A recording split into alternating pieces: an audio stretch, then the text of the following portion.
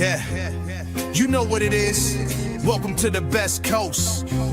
Yo, it's Bronze Age nerd with that collecting elite. Big B McFly, steady bringing the vintage heat. Pull up a seat, we diving in the stacks. Silver to the bronze, got the knowledge on tap. From Kirby's Kings to the mutants, wow. We breaking it down in that laid-back style. So grab your snacks, let the panels unfold. This is comic book chilling with the stories we told. Comic book vibes, we flipping them pages. Legends and lore from all the ages. Golden to the modern, we talk that news. With Big B McFly and the nerd cut loose. Yo, you tune into that Bronze Age flow, where comics live and legends grow. Big B McFly in the cut, let's fly. Best coast, baby, comics are what saved me. Big B, yeah.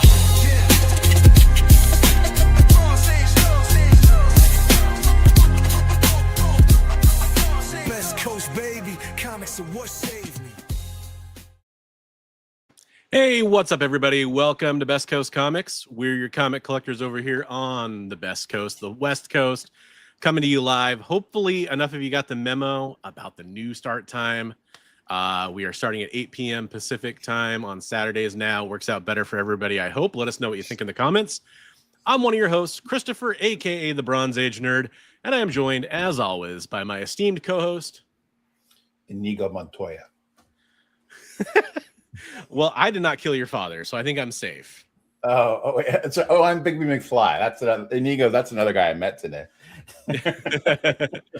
What's up, everybody? Let's say hello to everybody in the chat before I give you guys all the important news and notes. I guess the only one I really need to say is we are streaming on a couple different channels.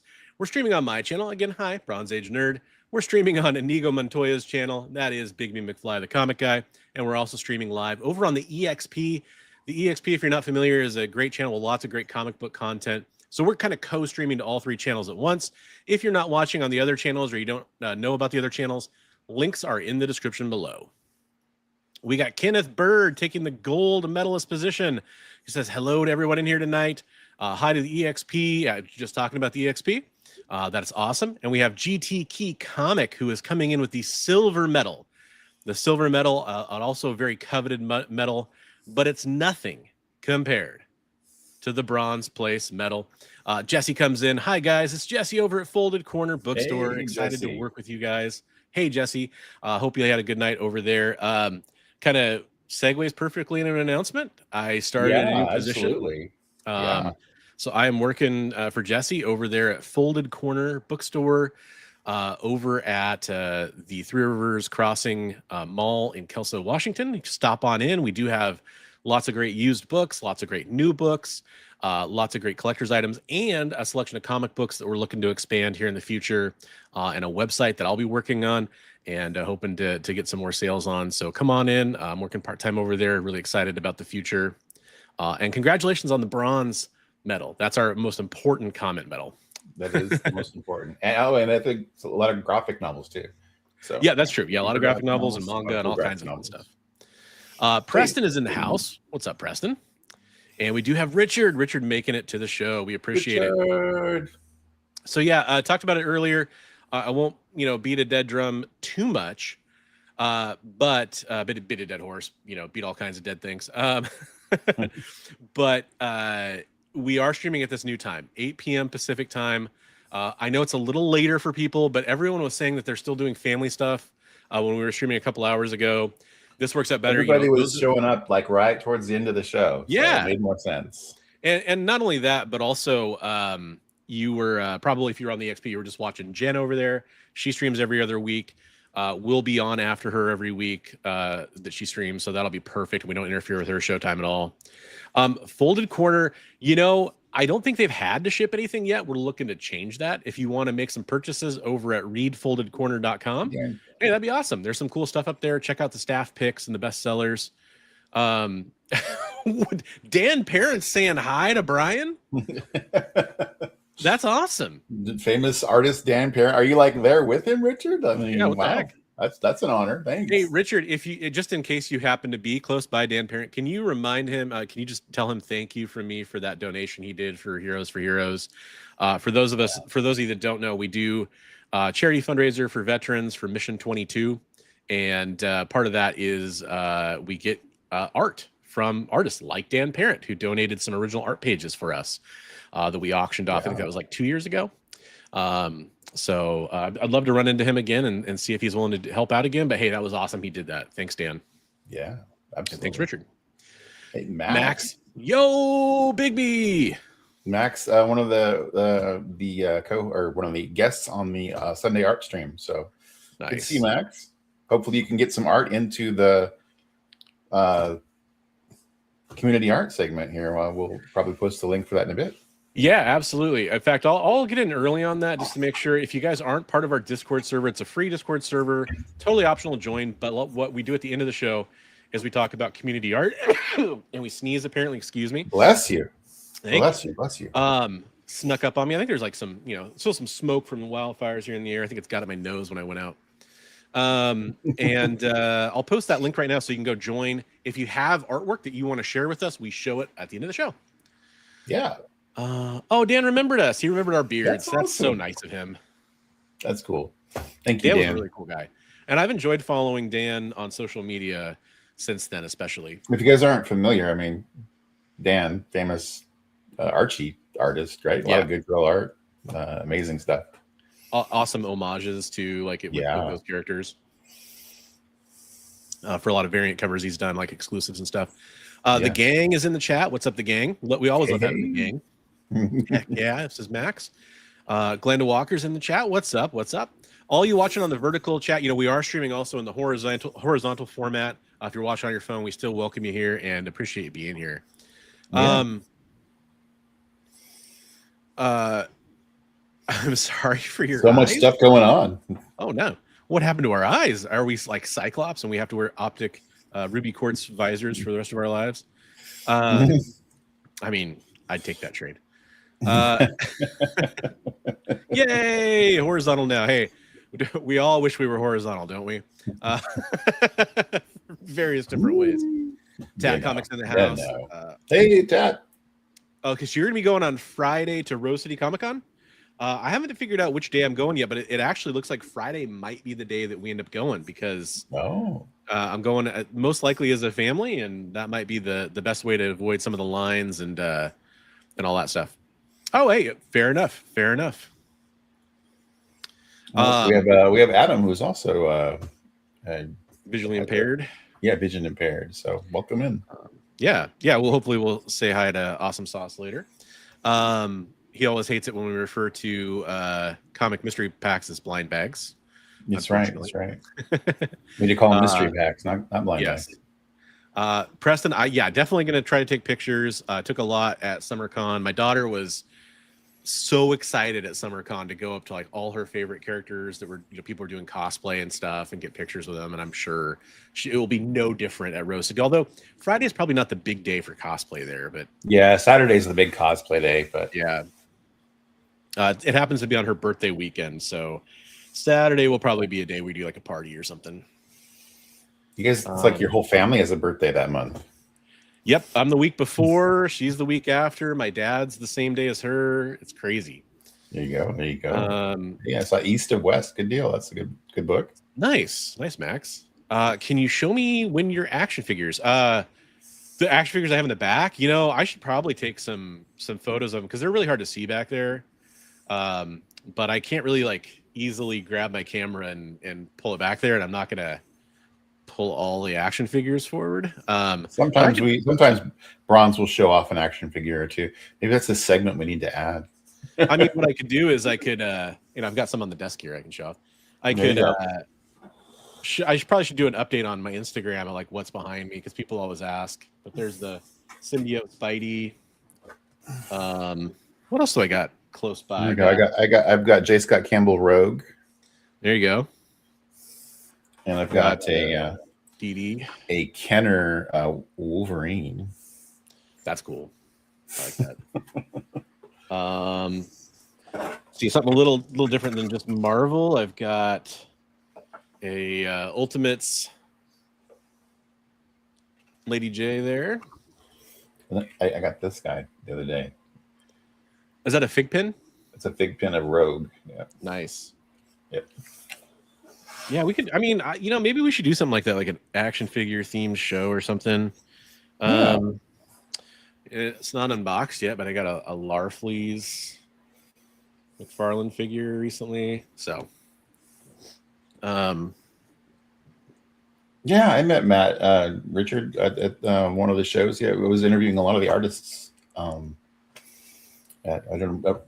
met Matt at a couple different shows, I believe. So, Matt Flint. Oh, right on. Yeah. So, hi back, Matt. You ordered a commission from Sean Murphy Gordon about Batman. Okay. Oh, nice. I was thinking commissioned and Gordon in the same sentence confused Commissioner me. Gordon. Yeah. I got a commission from Commissioner Gordon. It's going to be I ordered a Commissioner Gordon. Sean Gordon Murphy Batman.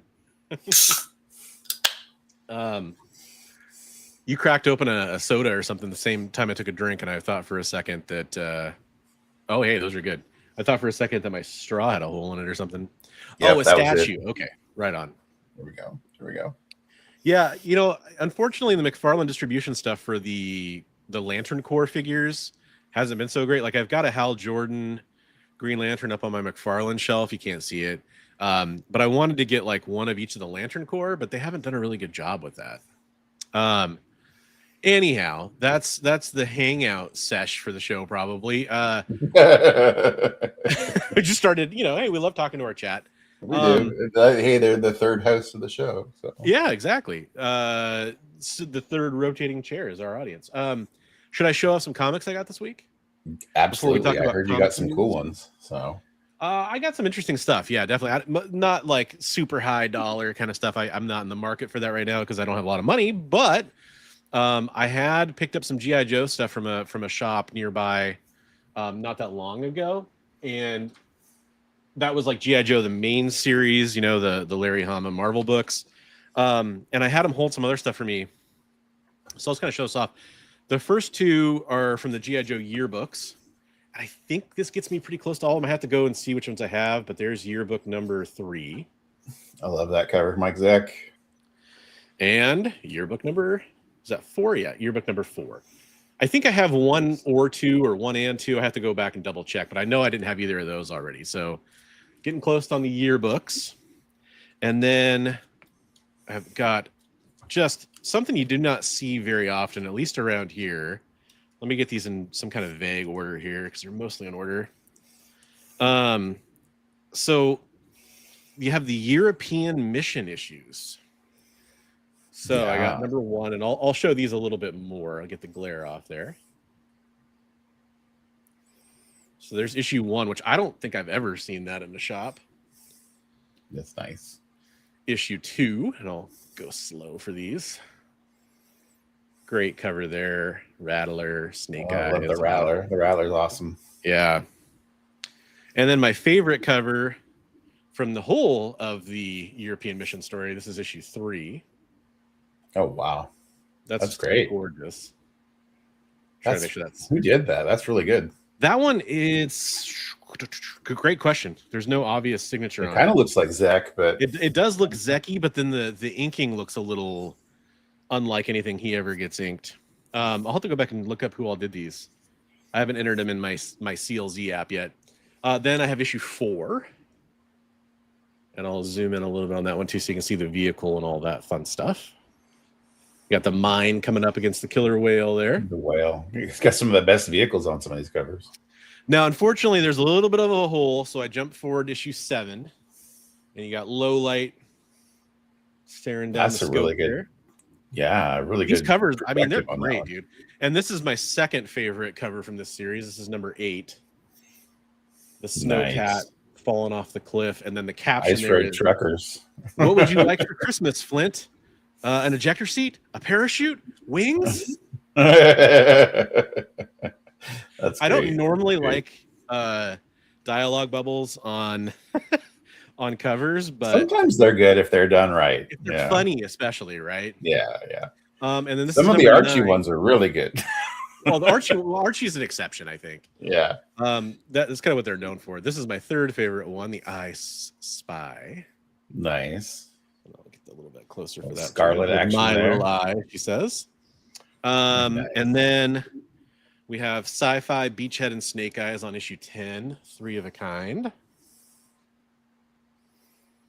That's cool. And maybe it's just me, maybe it's just this area. I just do not see the European missions issues very often. And I mean, I'm not specifically trying to seek out every vintage G.I. Joe issue, but it did make sense. Yeah. I have most of the special missions, and I have 6 issues away from completing the original run. So I'm like, I probably should get some of the like tertiary stuff now. You got the Thrasher and the, oh my god, I'm blanking on the name of his vehicle right now. I don't know why. Zanzibar though, right? And it's Thrasher and, well, actually technically Zanzibar is the guy fighting at him, and then they've got Psych Out and Outback driving the vehicle whose name I forgot. Is it the Road Pig, isn't it? No, Road Pig's another Dreadnought. Or God, why can I not remember the name of that right now? Thunder Machine. Thunder Machine. Thank you. Yeah, they're doing a new version of that for Classified too. That looks terrible, by the way. This is probably my least favorite of the covers, I guess. Just probably right there. That's issue 12. That's Super Soldier, by the way. Which the toy? It's funny. He looked nothing like that. Oh yeah, Super Soldier is the one they did with all the different variations, right? That was the mail-in toy. It's a mail-in figure. I don't think there were a ton of variations for Super Soldier. There were a ton of variations for Stardust. Okay, yeah. Oh God, was that his name? No, I'm actually not sure it was Stardust. See, apparently my mind has just turned to jelly. But there was like he had like a aviator helmet on, but he had different variations of his gun, different variations of his pants, different variations of his arms. There's some paint variations, and Star Brigade. Star Brigade, that's his name. Star Brigade, that's right. Another amazing Rattler cover. That's issue 13, the Blitz. Oh, that's great. I love it. That's really great. Wow. And then I just got a few more, guys. So if you're getting bored of this, don't worry, they'll be over soon. Got issue 14, Falcon on the cover there. That's cool. I like that too. It's one of my favorite episodes of the first miniseries when they're with the giant eels underwater. Yeah. I was like, why didn't they make toys of all those vehicles? Charge. There you go. It's awesome. It's cool. It's a good word balloon on the cover. And then I got 3 books over at my new shop. Picked up Absolute Batman 20. Gonna sneeze again. There we go. Absolute Batman 20 in pretty good shape. A lot of those arrived damaged to most shops, but they're in pretty good condition there. And then I got Absolute Catwoman #1, the A cover. Hey, there we go. And then I also got one of the variants. And what shop is that? That is Folded Corner Bookstore, Kelso, Washington, inside the Three Rivers Crossing Mall. There we go. And hey, by the way, I love your shirt. Oh, thanks, man. Yeah, I finally can rip off that Gemini. That is a great cover. I love that cover. Yeah, it's one of my favorites, dude. Yeah, especially from that run. There's some good covers on that run too. Yeah. Unpopular opinion: why is Jim Lee's line 100 times longer than Chris Claremont and 200 times longer than Joe Rubenstein and Jim Starlin? Okay, well, that was not necessarily my experience. However, the con where I met Jim Lee, it was a VIP only purchase, so I guess automatically, I guess that's more exclusive. But right. I have seen Chris Claremont's line be massive. Like at Emerald City, his line was massive. I haven't had the pleasure of seeing Joe Rubenstein anywhere, so I'm not sure what his line looks like. But Jim Starlin had a pretty healthy line a couple times at Washington State SummerCon. Yeah, it is pretty ridiculous. So sometimes you have some opportunities with some of those classic guys where you can walk right up, which is pretty amazing, actually.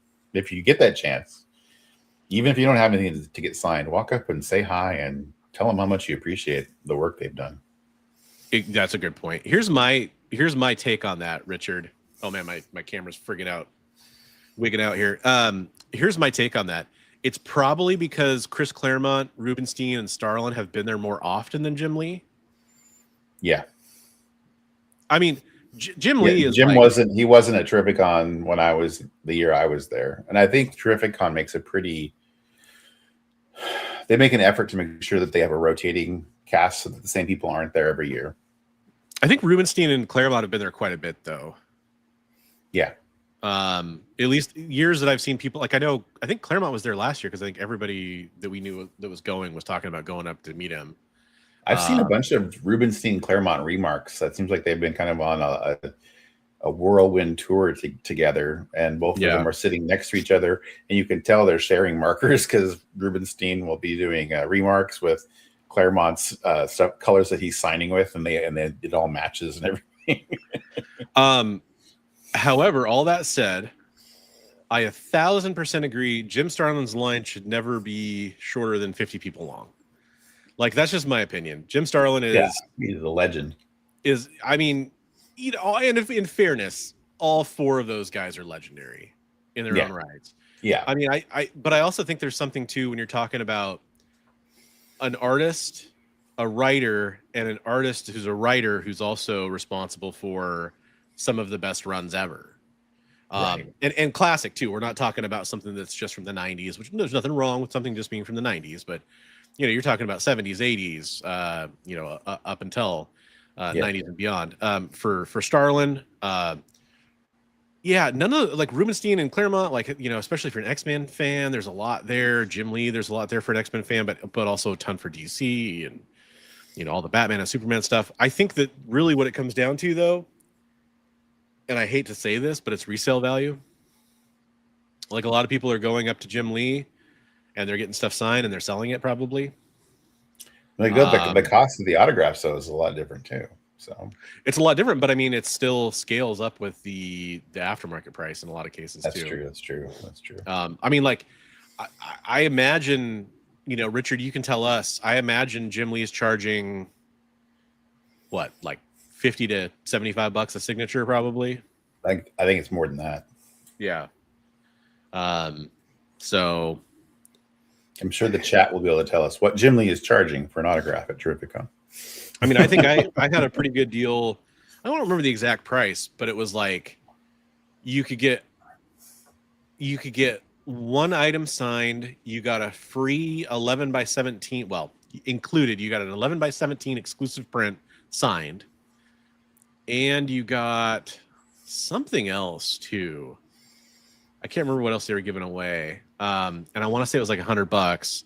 And then it was not too much worse for just a couple extra items to get signed. If you wanted, like, you know, 5 to 10 items signed, it was going to get pretty expensive. But that's a good point, man. No, it's something we talked about too, with like Mark Hamill charging like hundreds of dollars for a signature to con, that kind of stuff. But it's like, you know, at some point they have to set their price because their line is so long. Yeah. So, we've talked about that too. Where there used to be, I remember back in the day, where artists would be, it was free, and then the next time I saw them, it was free with a donation. But you'd see people coming in with an entire little wagon full of stuff for them to sign, and it was ridiculous. So, I mean, I like the ones who are like, I'll sign as much stuff as you want, but I'll sign 5, and then you got to go back to the back of the line. Mm-hmm. You know, I can respect that. And if there's no line, they'll keep signing. I think Gail Simone had kind of a policy like that when she was signing. Something similar to that anyway.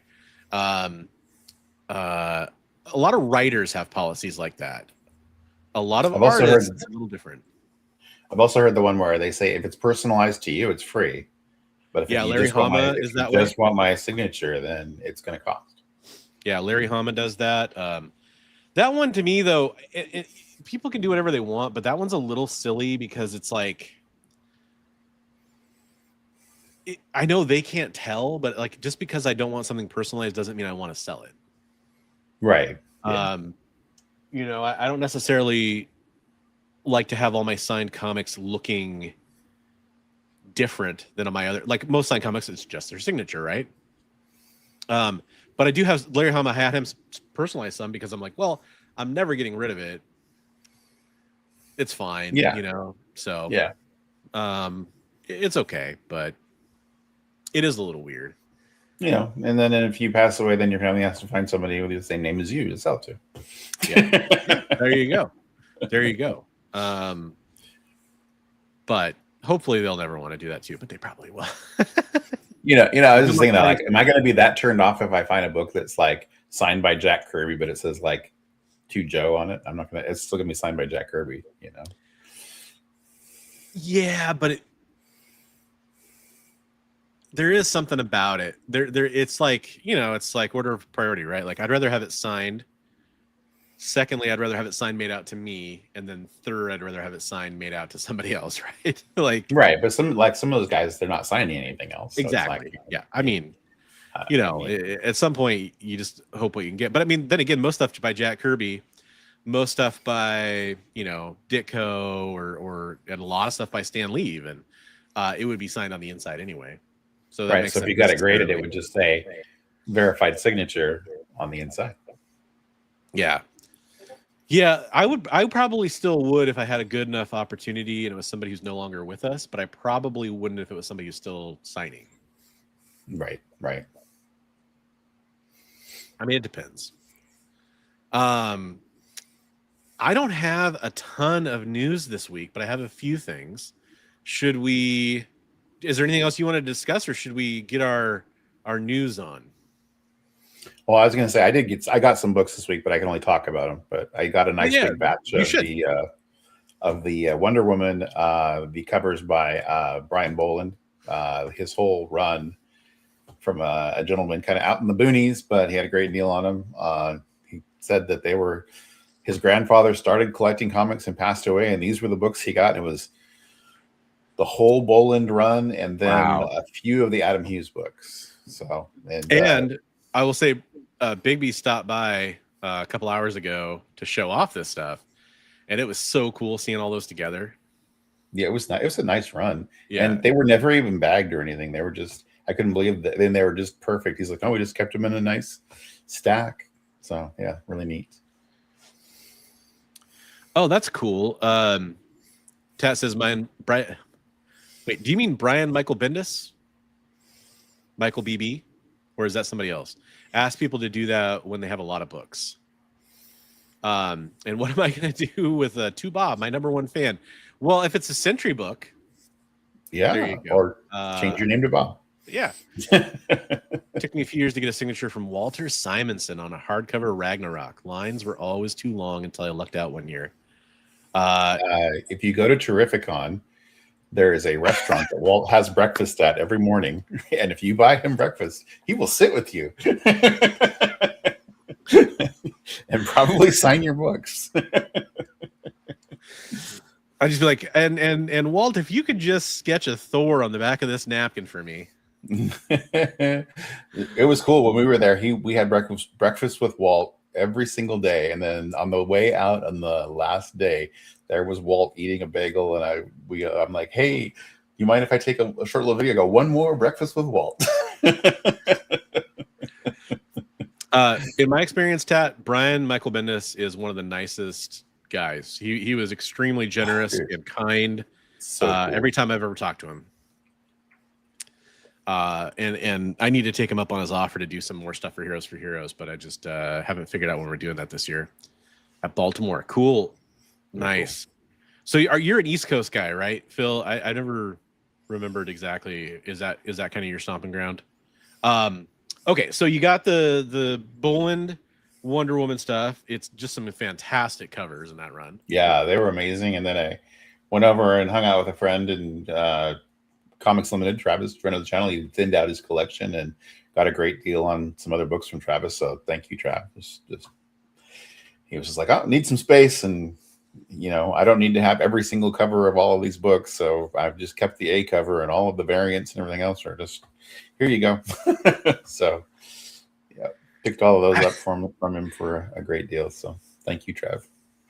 That was a ton of stuff, man. I was pretty surprised with that. Yeah, some cool stuff, some neat G.I. Joe stuff that I was really happy to get, that I had wanted to get when it came out that I missed. So it was pretty cool. There was some like that Rose Bash. There was some amazing covers in there, dude.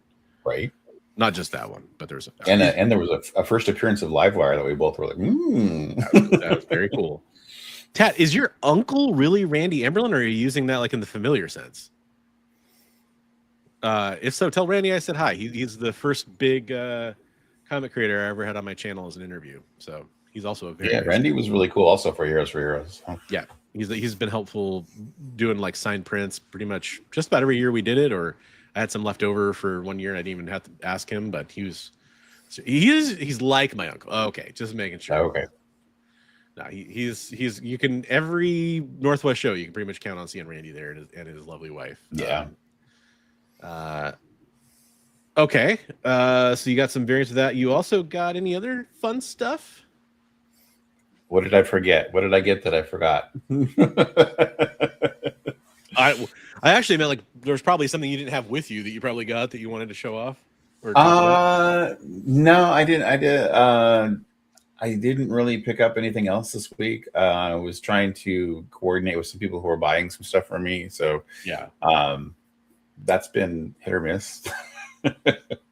Nice. I will tell you, this is pet peeve. I'll just PSA this. If you tell me that you're going to be, like I say, hey, what's a good day for you? And you say, hey, Thursday and Friday will be great. I'll be there at 5. That's cool. But you can also say, hey, I can't be there this week. I'll be okay with that. But don't tell me Thursday and Friday I'll be there at 5 and then text me at 4:30 and say you can't make it. That's pretty crummy. I have other things I could be doing, other stuff I could be going out to pick up and talk to people and stuff. Don't bail at half an hour before you're supposed to be there. I can totally relate to that. Yeah. Should we hit that news drop? We should, but we'll have to do that thing. Yeah, I mean, we got to make our little wardrobe change. We'll be back in just a couple seconds.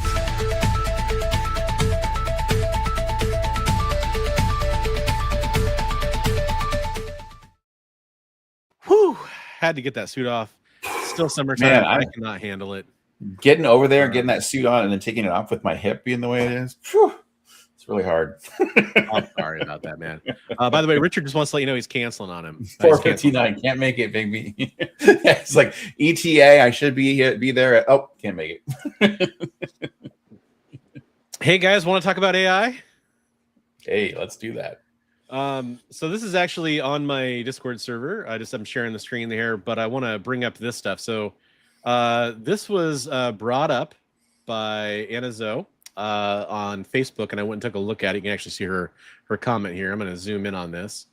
This is from the Zenoscope official Instagram page, and I would actually go look at their Instagram page, except for this stuff has been removed since then. But boy, you could kind of take one look at that, and it kind of rings AI to me, at least. So yeah. Now, in case you're wondering, are we just witch hunting AI here? No, actually, Zenoscope themselves mentioned that they will be doing AI for their marketing in an official capacity at some point weeks before this. So you have a lot of people here, Michelle Diaz and Anna Zoe, and a lot of other people were commenting on this. People not happy. This one, good Lord, this looks even more like AI. Yeah. That just looks, that's bad. I pity the fool who has the art style that's just like AI, I guess. I gotta admit, this is probably my favorite of the bunch, but still, probably that one I could see. It looks the art style of her looks a lot like a lot of the stuff that I see on some of their covers. But yeah, probably trained on it, maybe some Josh Burns in there or something, or yeah. Is that Harley Quinn in the background? Right. I mean, to be fair, clown stuff, I guess, but yeah, people are talking about this on my server. That won't go over well. This is somebody who owns a comic shop going to stop buying Zenoscope. Saw this a few weeks ago in an email and thought, oh my, well, they had a great run. They deleted it from their Instagram and Facebook, but it's still up on X. By the way, Cedric Poulat catching strays here again in this conversation, and I'll tell you why. Because Anna, in her Facebook post, people were mentioning Cedric Poulat, and it's interesting because you and I had talked about this briefly. Cedric Poulat is an artist who I think does some really cool work. Yeah, he does. He does some, and you can see his work.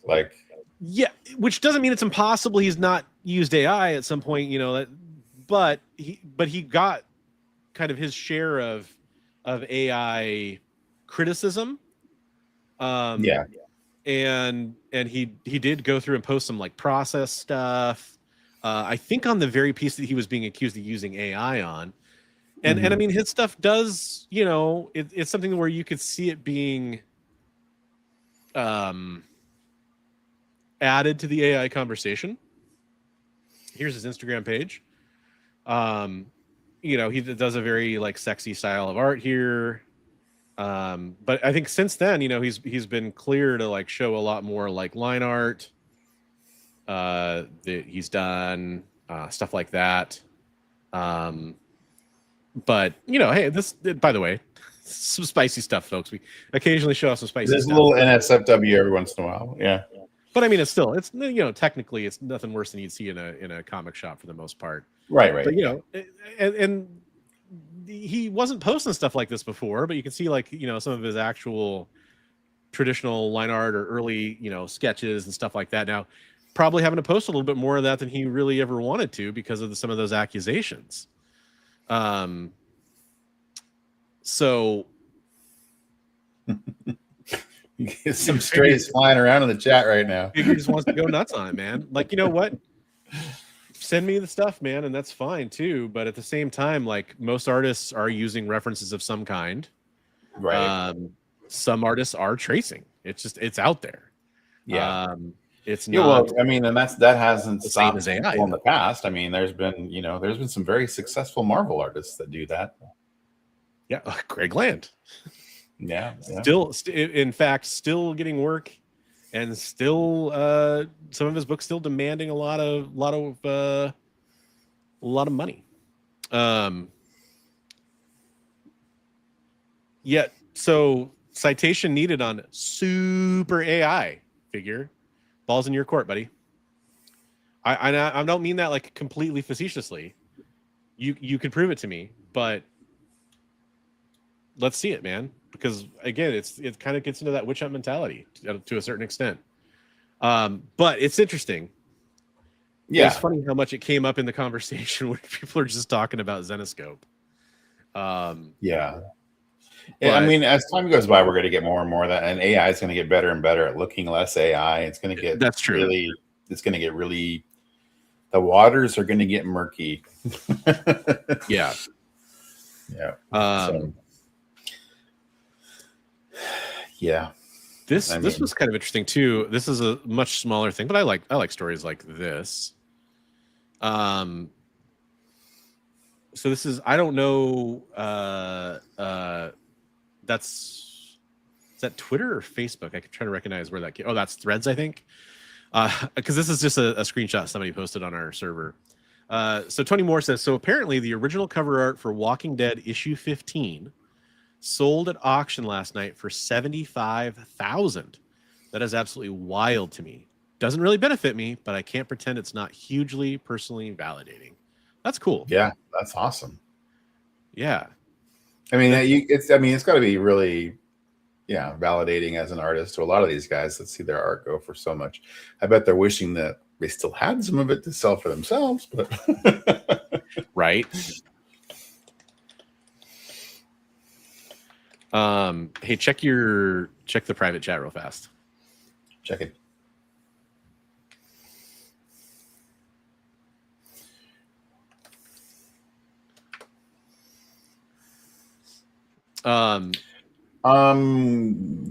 We can. I think it's kind of important, so I was gonna. It is. Sure yeah. Go ahead. First, before we get to the thing we're just going to talk about, this is another casting rumor thing, which matters a lot to me because it's my favorite character. Dude. Kit Connor eyed for Cyclops role coming Marvel Studios pick. This is Justin Kroll coming to us from Deadline. However, last I saw, this was not confirmed. Marvel and reps for Connor could not be reached for comment on the casting. However, same thing when I posted the Variety Samara Weaving article last week. That was Variety. This is Deadline. They're not really big like rumor mongers usually historically, right? When it comes to casting stuff. So they must have some source that they're willing to stick their neck out for this, or this is a new trend where they're willing to talk about rumors. So I don't normally discuss rumors, but these are from sources I usually trust when it comes to this stuff, and they're admitting it's not commented on by Marvel or the actors reps. Still, Kit Connor for Cyclops. I am not familiar with his work. I don't know his game. I don't either. Like, does it say what he's been in? I looked it up earlier. Now I've forgotten at this point because that was a few days ago. It didn't seem like much I'd really ever seen. Let me who? Psycho. Who? Well, they've said that too, though. They said they're going to go for a younger cast and more unknowns. Oh, was he in Ready Player One? Okay, as who? Okay, so I was just looking at some more pictures of him. Let's go to his IMDb. Because the other Cyclops was in Ready Player One. Oh, the other guy, right? As an actor, Heartstopper Forever, Warfare, Heartstopper, that's TV. Wild Robot as a voice. His Dark Materials as a voice. Oliver Twist, voice actor for Plague Tale Requiem, which is a pretty good game. Xenoblade Chronicles. Little Joe, older Reggie and Rocket Man. I don't remember him in Rocket Man. Yeah, Reb Kid in Ready Player One. Interesting. Okay. But he was much younger then. Yeah, I mean, let's see, how old is he? He's 2004, so he's like what, 22? This is part of what I was talking about with X-Men stuff. Wait, how old is he now? He was born in 2004. So he's born in 2024. Okay, yeah. So I want young, relatively unknown characters for most of the X-Men, so I can't complain about that. Yeah. I don't know his acting style, but if he's a voice actors are usually pretty good at like emoting and Cyclops is a challenging character because you can't use your eyes. Yeah. For the acting. I mean, maybe they could with some like pretty see-through red glasses, maybe a little bit more. Yeah. Or if he's wearing the glasses instead of the visor, like the ruby glasses. Yeah. They could do some of that, I think. But it's interesting. I would have volunteered to play this role. No need to pay me. I think you've got the chin and the jawline for it and everything, and you got some charisma, so I'm in favor of that. Here's a fun one. Headless Hammerhead posted this in our Discord server. It's just like one of those weird alerts you get on your phone, kind of a thing for a news story. He got this Marvel movie screening evacuated. Extreme flatulence forced to theater evacuation during a Marvel film. Oh my goodness! It's got to be Spider-Man. That's bad. Yikes! I love his comment too. The guy just wanted to watch the movie in his own fortress of solitude. Fortress of solitude. Wow. I'm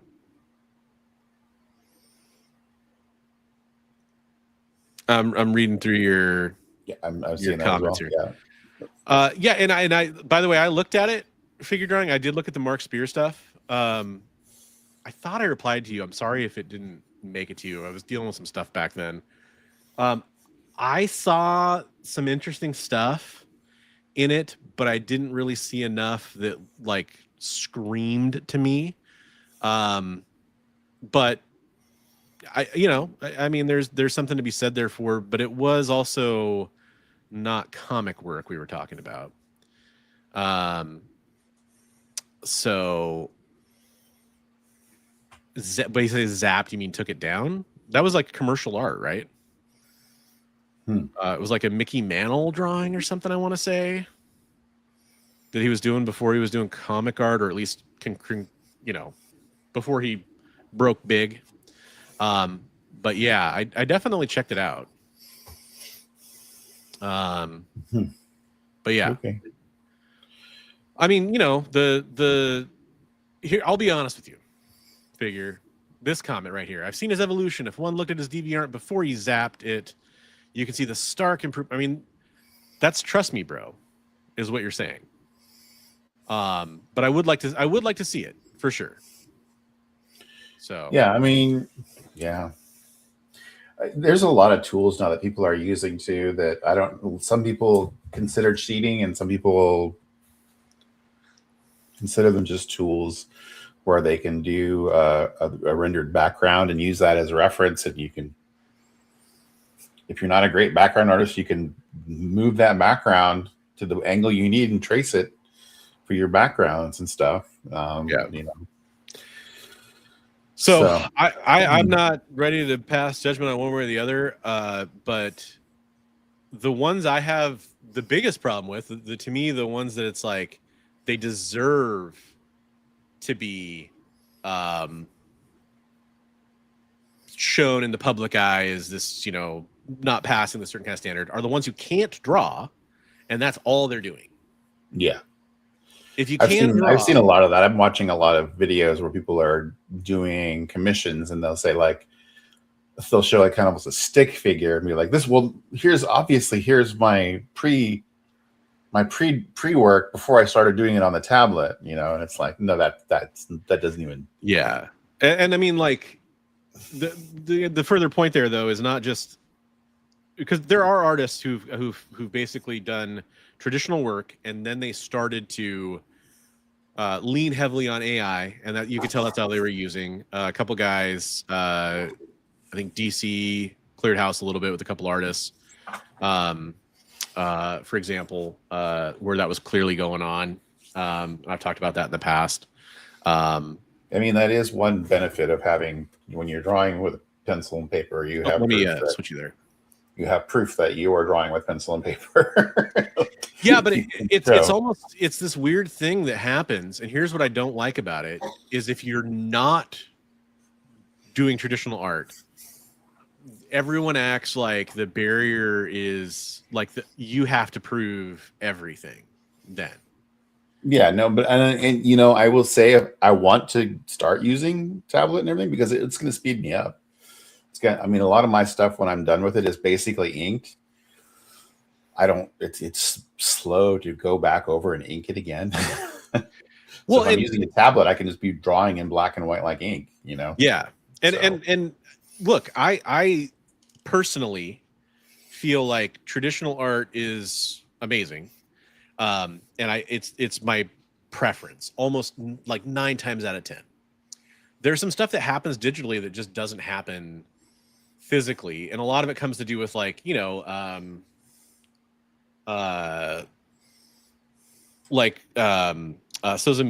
or trying to think of some other good artists that, they work pretty much digitally, and they achieve effect that would be very hard to achieve with traditional art. Right. And the ones that elevate the medium that way, I respect them a lot for doing that. And the people who are doing it just for fun, I have a different category for that too, where they're just, if you're just noodling around and you're trying to become a better artist and you're trying to practice, you're trying to do stuff, that's different too. Yeah. But I think that it definitely has to be clearly evident that somebody is incapable of drawing without tools. That they're not being honest, by the way. Like if somebody is using like an AI, what do they call that? Like an AI pose model. There's artists that definitely cop to that. Like I've used AI posing software before, for example, is something I've heard artists say before.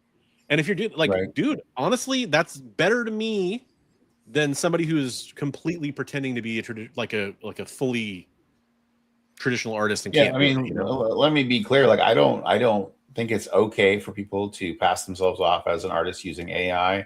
Yeah. I don't think it's okay. I've seen so many of these things that I'm watching where it's obvious that they're just tracing the AI and in re-rendering it, or in some cases just trying to pass off the AI as their original art. I'm not saying that any of that is okay. However, like using reference when I look at something a lot of times and I'll eyeball it over here and draw it over there and eyeball it over here. I mean, so, but I don't feel like, just totally, 100% tracing something or whatever is okay. Or yeah. And I mean, like for example, I've been doing the X-Men 97, like trying to recreate frame stuff. I do it digitally because I erase probably 10, no, probably more than that, probably 50 times as much as I draw. I can't tell you how many times I've worn holes in the paper trying to erase that I'm not happy with. Yeah. And I do it because I keep just so, and if it was digital, it would have been no problem. Right. But and I do that because it is I'm a novice, like, right. I stopped drawing for years and years and years. I'm trying so hard to get proportions right. And I have a hard time with proportions. Like I will draw a leg and I'll do really well on it, I think. And then I'll look at the rest of the body and be like, this leg is way too long for the rest of this body. Or I'll do an arm and I'm like, oh, this arm is, too small for the torso or whatever. And so that's one of the other benefits of digital is I can select it and enlarge it or shrink it or whatever. That is nice. I've seen people do that, or like they'll tweak you'll have the head coming almost completely finished and you're like, oh, let me lower that down a little lower on the neck, or like people move that, or that's nice to be able to do that. Yeah, because your canvas is essentially infinite if you want it to be, right? Right. Yeah. So that part's nice. I mean, that is definitely a benefit of digital. Yeah. But I was going to say a pointer for you and anybody doing things digitally is if you flip your screen, that's a great reference. Your eye will totally see the mistakes that you were making that you couldn't see before if you flip it back, the opposite direction and look at it like you're looking at it in a mirror. Yeah, it's ridiculous how many times I flip my screen while I'm sketching on there, and yeah, it's ridiculous, frankly, like how much I erase, because I'll draw something, erase it, draw something, erase it, draw something, erase it, until it's as close to perfect of a match as I can make it, or as much as I want to make it. And that's but it's helped me. Now the flip side of that is not becoming overly reliant on that, but I'm still very much like, that's a skill I'm trying to like. No, I don't think there's anything wrong with drawing on a tablet or anything like that. I'll be clear about that. I have a lot of respect for a lot of the guys that are on our Sunday stream draw on tablets. They're people who've worked in animation and that kind of stuff, and it's second nature to a lot of people now. I just am so ancient that I grew up drawing on pencil and paper and pen and paper, and I need to get caught up with the times. Well, but I also, dude, your art is on a different level, to the point where it's like, I respect that you're saying that. You obviously should try whatever you want, but you also, in my opinion, wouldn't have to, because your art is good enough that you don't have to do that. Like, it's cool that you want to, just you don't have to. I just feel like it's going to help me improve. Yeah. And it's going to, a lot of times I'd love to do like a color wash or, gray tones wash and that kind of stuff. And I just don't want to do it in pen and paper. I'd rather do it, on something like that. So. Absolutely. And figure drawing, we're in no way trying to like pick a fight with you about any of this stuff or anything. Like, we're totally just kind of bouncing ideas around of how we feel about different things. Yeah, no, the problem but I'll be straight up. Here's the problem I have. I have a problem with people saying, "Oh, that's AI."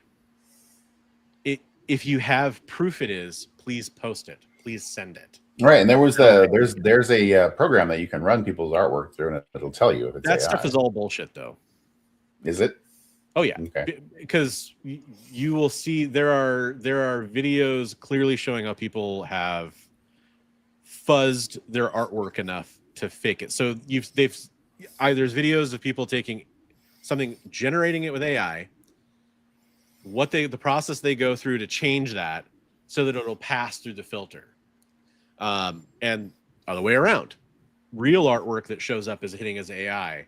Zerdy, was it Zerdy? I think it was Zerdy posted a really cool one where it's like some piece he drew like 15 years ago, and he showed how it popped up as testing positive for AI.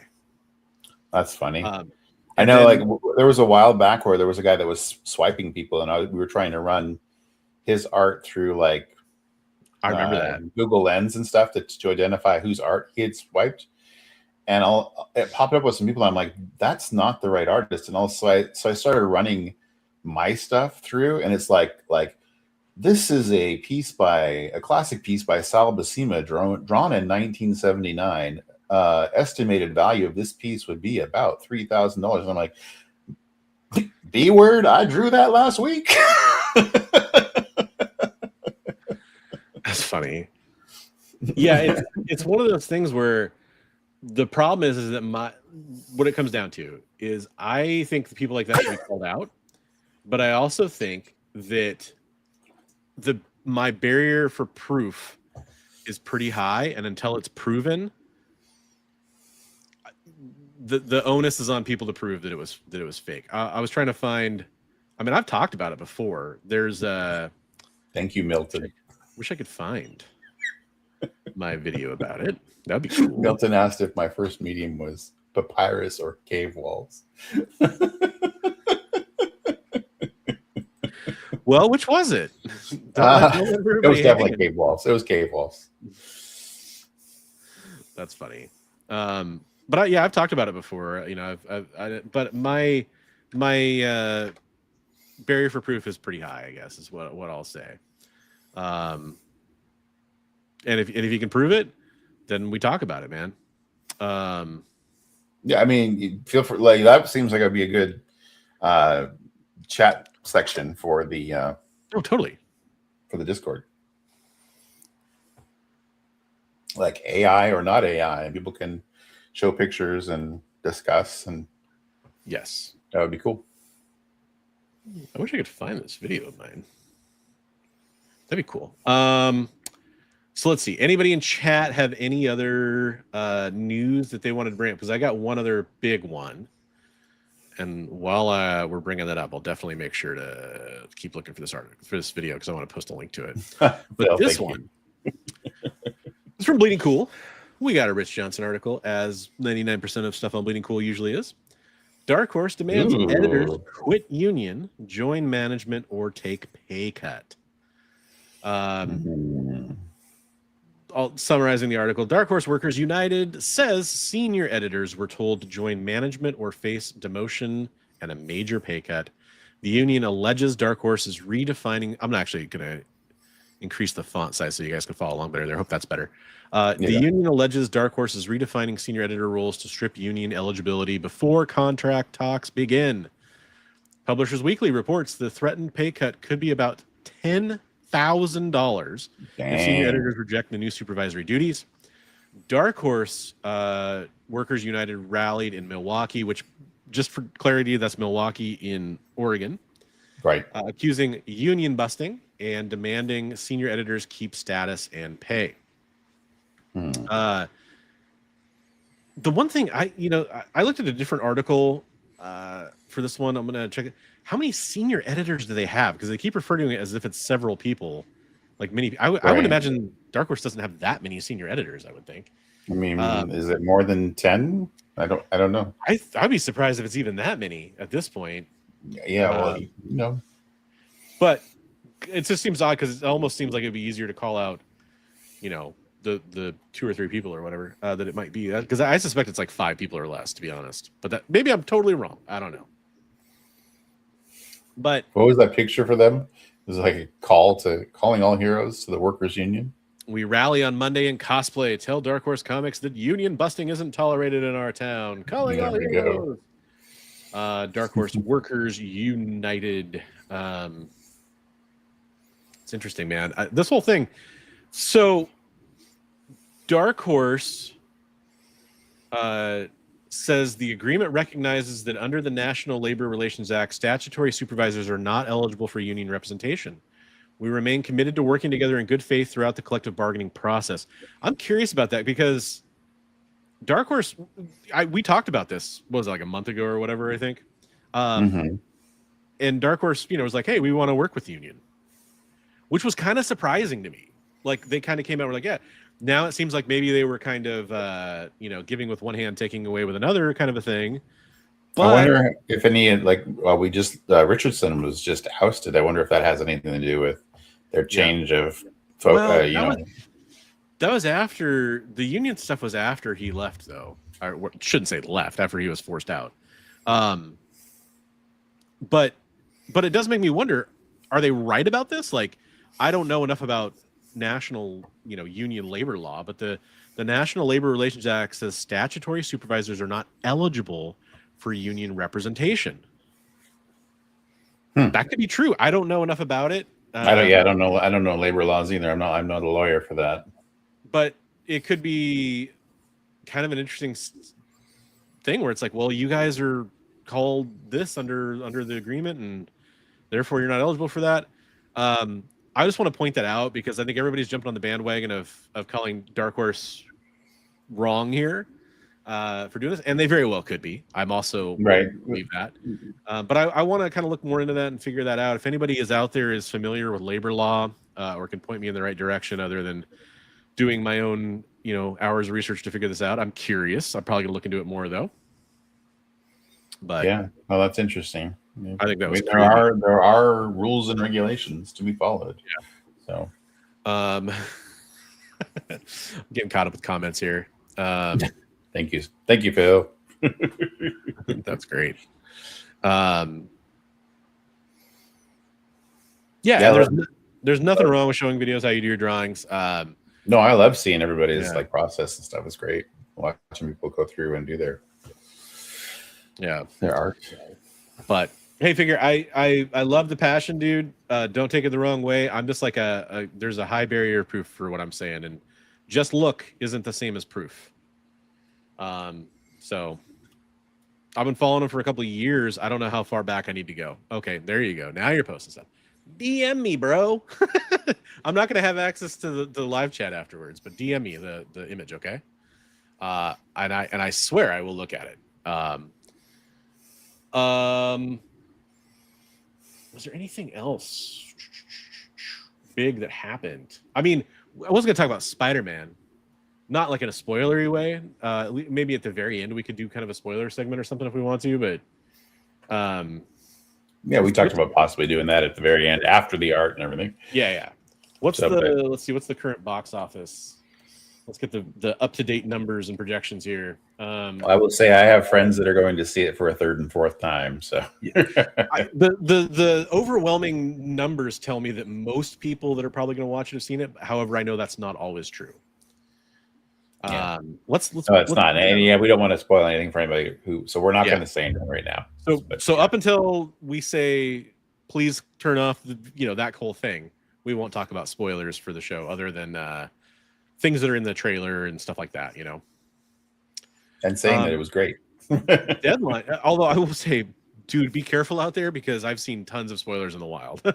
Yeah, that's true. Tat hasn't seen it yet. Okay, Tat. Well, when we say look away, look away. It'll be after the end of the show, after the art and everything else. Yeah. Spider-Man: Brand New Day eyes third best U.S. second weekend with 143 million.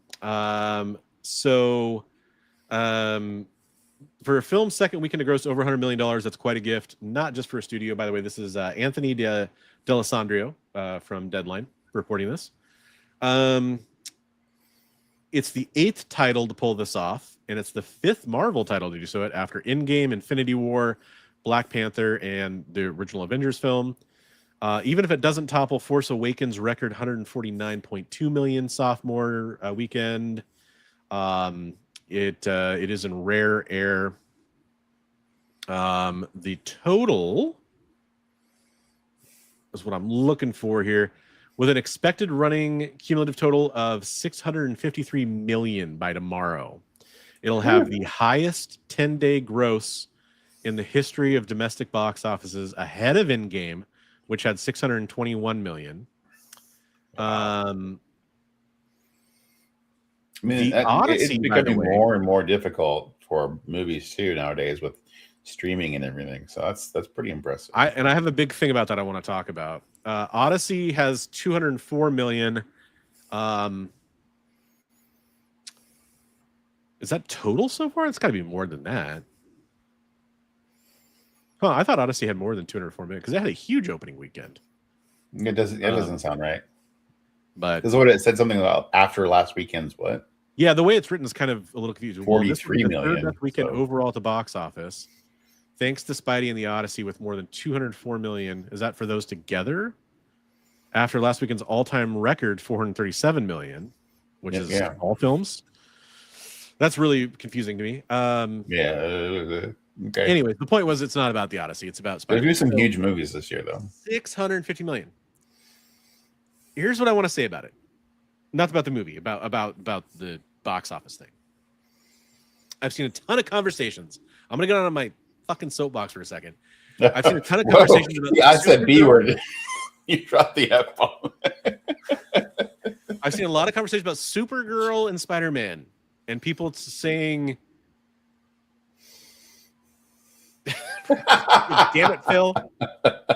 Damn it, Phil!" Is it Milton? By the way, Milton, I didn't say hello earlier. I should have said hello. Hope you're doing well, Milton. It's Marvel's biggest win this year, and it's a Sony movie. Well, kind of. In a way. Sony is kind of helpless without Marvel, by the way. Let's point that out. Yeah. Unless you want to go see Craven again. Or Morbius or Madam Web. Oh, wait. Or Venom. The Venom movies somehow did okay. I don't know how. Tom Hardy. The first one was fun. My guilty pleasure. Okay, listen up. Here's what pisses me off. Lay it on us. People seem to not understand, and it doesn't piss me off that people don't understand this. It pisses me off when people speak out of their ass. People don't understand. Box office totals and numbers are different now. And what makes it different? People only want to go to the movies and get numbers like this. Numbers like Odyssey got. Numbers like Top Gun Maverick got after COVID. Some of the other big films that have come out. Because they don't want to miss the conversation that happens. They don't want to miss out on being there to see, oh, what's all the hype about? I feel like if I don't go opening weekend, I'm going to get spoiled.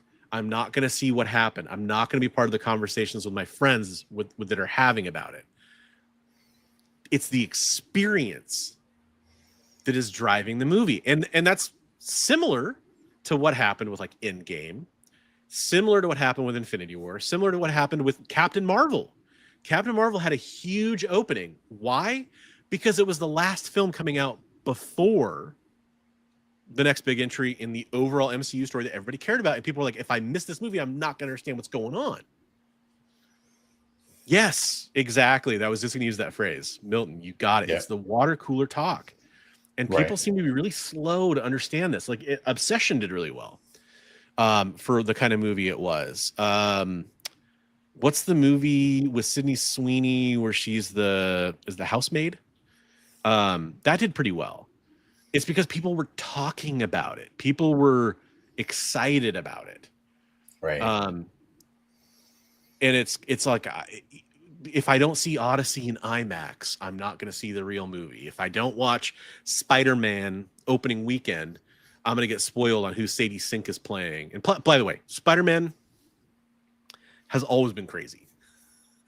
I remember I worked for Regal Cinemas as a projectionist and a manager when the first Spider-Man Tobey Maguire film came out, and when the second and third came out, and I think I was gone by the time Amazing Spider-Man with Andrew Garfield came out. But Spider-Man 2, I remember working at a multiplex 11-screen theater. We started out the day planning on showing it on I think it was 4 screens in 4 houses, and we ended up showing it on 6, and they were all sold out all day long. Other theaters in the same city were flexing Spider-Man to different screens. It's always been this way with Spider-Man. If anybody has a doubt on who the most popular comic book character is for the big screen, especially after this last week and a half, sorry, it's Spider-Man. The only person I need some clarification from you, though. I don't understand what it is that pisses you off about it. People are saying the comparisons to Supergirl and the comparisons to some of the other superhero stuff that have come out, the Marvels, some of the other lackluster Marvel MCU stuff, Okay. and they're saying that there's a lot, there's a lot there. There's a lot to unpack. Parts of it are misogynistic. Parts of it are DC versus Marvel plays into some of it. James Gunn shouldn't be, they should bring back Snyder because James Gunn can't hack it. Here's the problem. You made a movie, for DC, you made Superman, and Superman was a good movie, but it wasn't like a world-breaking movie, right? Like it didn't have a great box office run. And what's the next movie? Supergirl.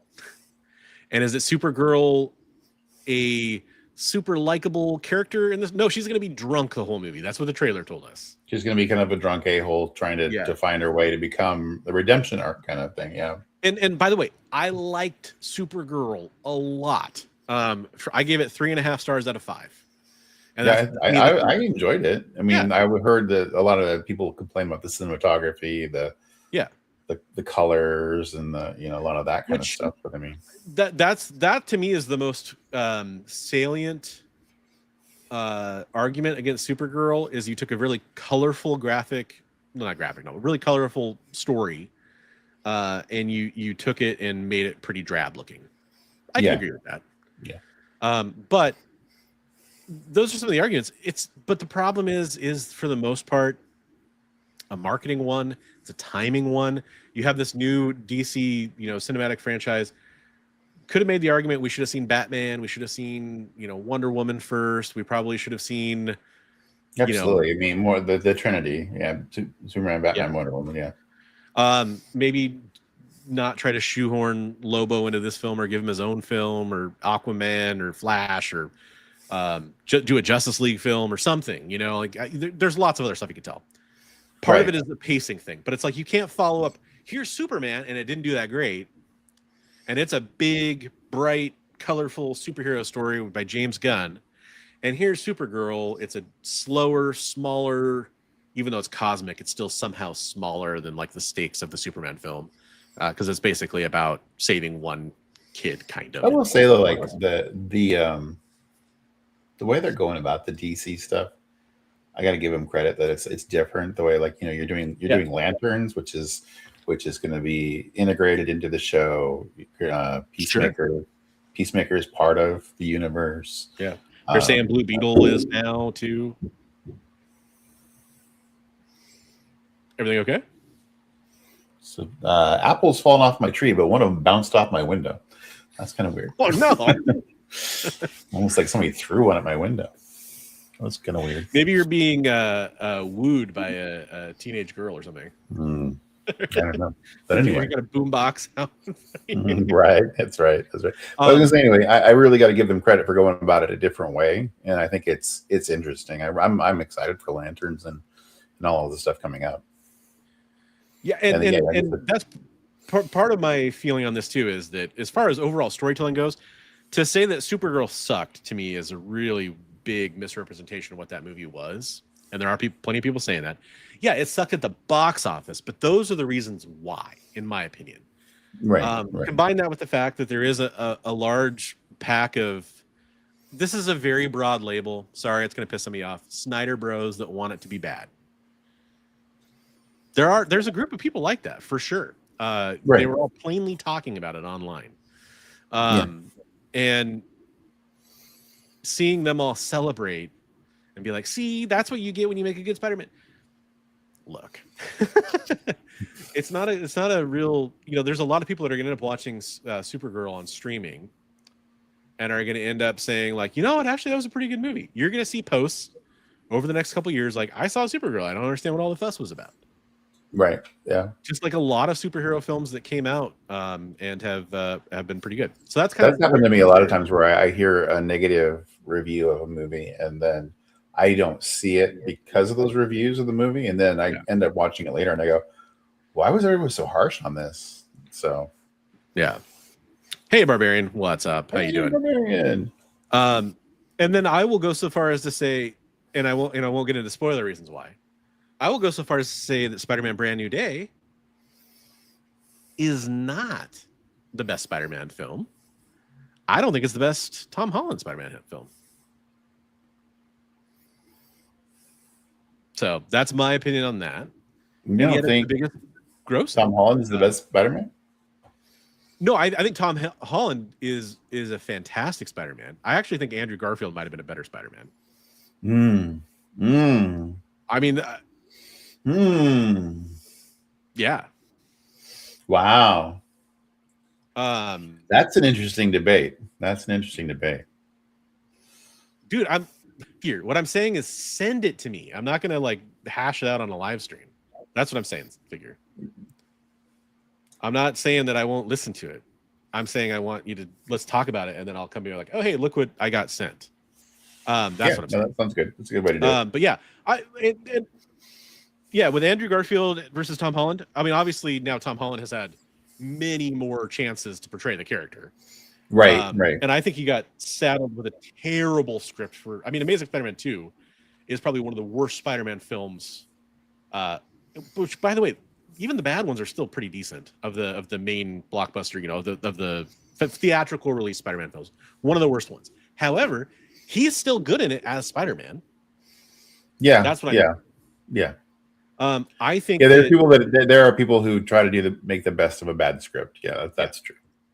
I think that Tom Holland is probably the best Peter Parker. Yeah, I would say that. Yeah, we had this discussion at work, and I'm like, I have not seen a bad Tom Holland Spider-Man. I can't say the same for the other two guys. Yeah, well, but again, you know, if you're going to take everything package, you know, it has to be the writing, the directing, the CGI, the villains. That to me isn't fair to the actor who's portraying Spider-Man because there's right. Yeah, no, I absolutely understand what you're trying to say. Yeah, I mean, yeah, I could see. But the quips, then I would say probably I've enjoyed all three actors playing Spider-Man 100%. Equally, probably. That's what made No Way Home so good, is getting to see all three and their strengths. Yeah. Like I think that Tobey Maguire did a great job. He's a great actor. Probably not my favorite Spider-Man, just because he's really close, but he doesn't quite fire on all cylinders at any point for me. But Andrew Garfield, I think, gets a really bad shake because he was fantastic as Spider-Man. Now, I think Tom Holland has been in the best Spider-Man films. Yeah. So, you know, I mean, to me, I think, like you said, I think he's probably the best Peter Parker, though, too. So, like Milton was saying, Spider-Man 2 best Spider-Man movie. Spider-Man 2 rates extremely high for me. Mm-hmm. So I still think Homecoming might be my favorite movie. So I think I have to kind of rate that one higher. But yeah, the good news is if you're a Spider-Man fan, the bar is set really high. yeah, that's true. That's true. The worst Spider-Man movie is still better than the average Batman movie. That'll probably be a controversial statement. That'll probably be a controversial statement. Well, you got to remember Batman Forever. You got to remember Dark Knight Rises. You got to remember Batman and Robin. You got to remember even Batman Begins, which is a fantastic film, but it's still no The Dark Knight. I mean, really, you got The Dark Knight. You have Batman '89, the original Michael Keaton. Batman Returns is really good.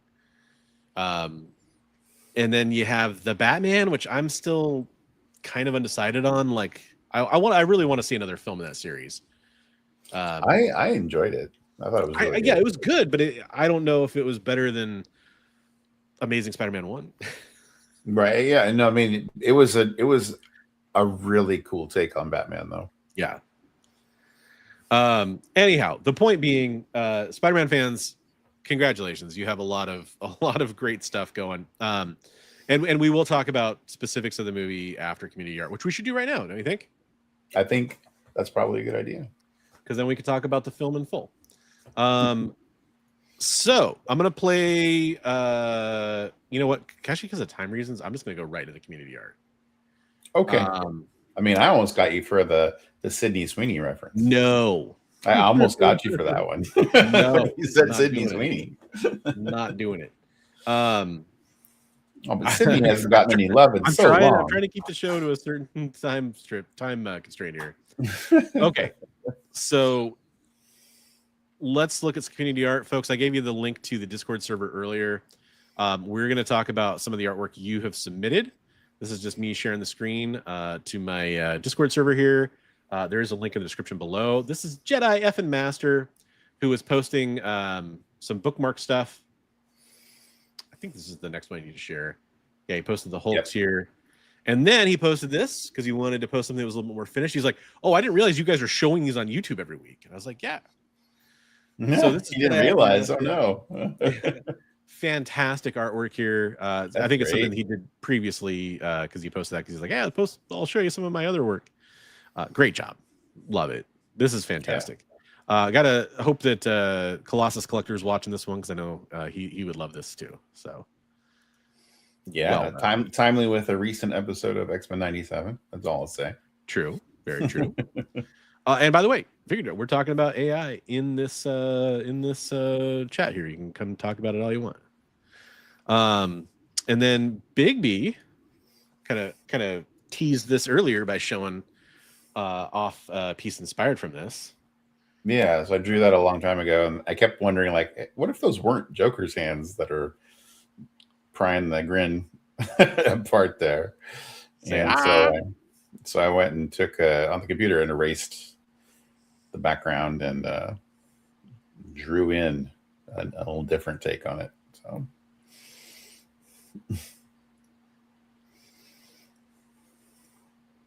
that's cool. Like, I mean, it's like disturbing cool. And I subliminally put the bat signal in there, like even the little wrinkles in his forehead or the bat horns. Yeah. God, do you watch From? I've only watched a little bit of that. One of the creatures in From looks a lot like he could play Joker to me, and he has kind of a look like the pointed eyebrow, Vulcan eyebrow looking thing, and that just reminds me of that so much.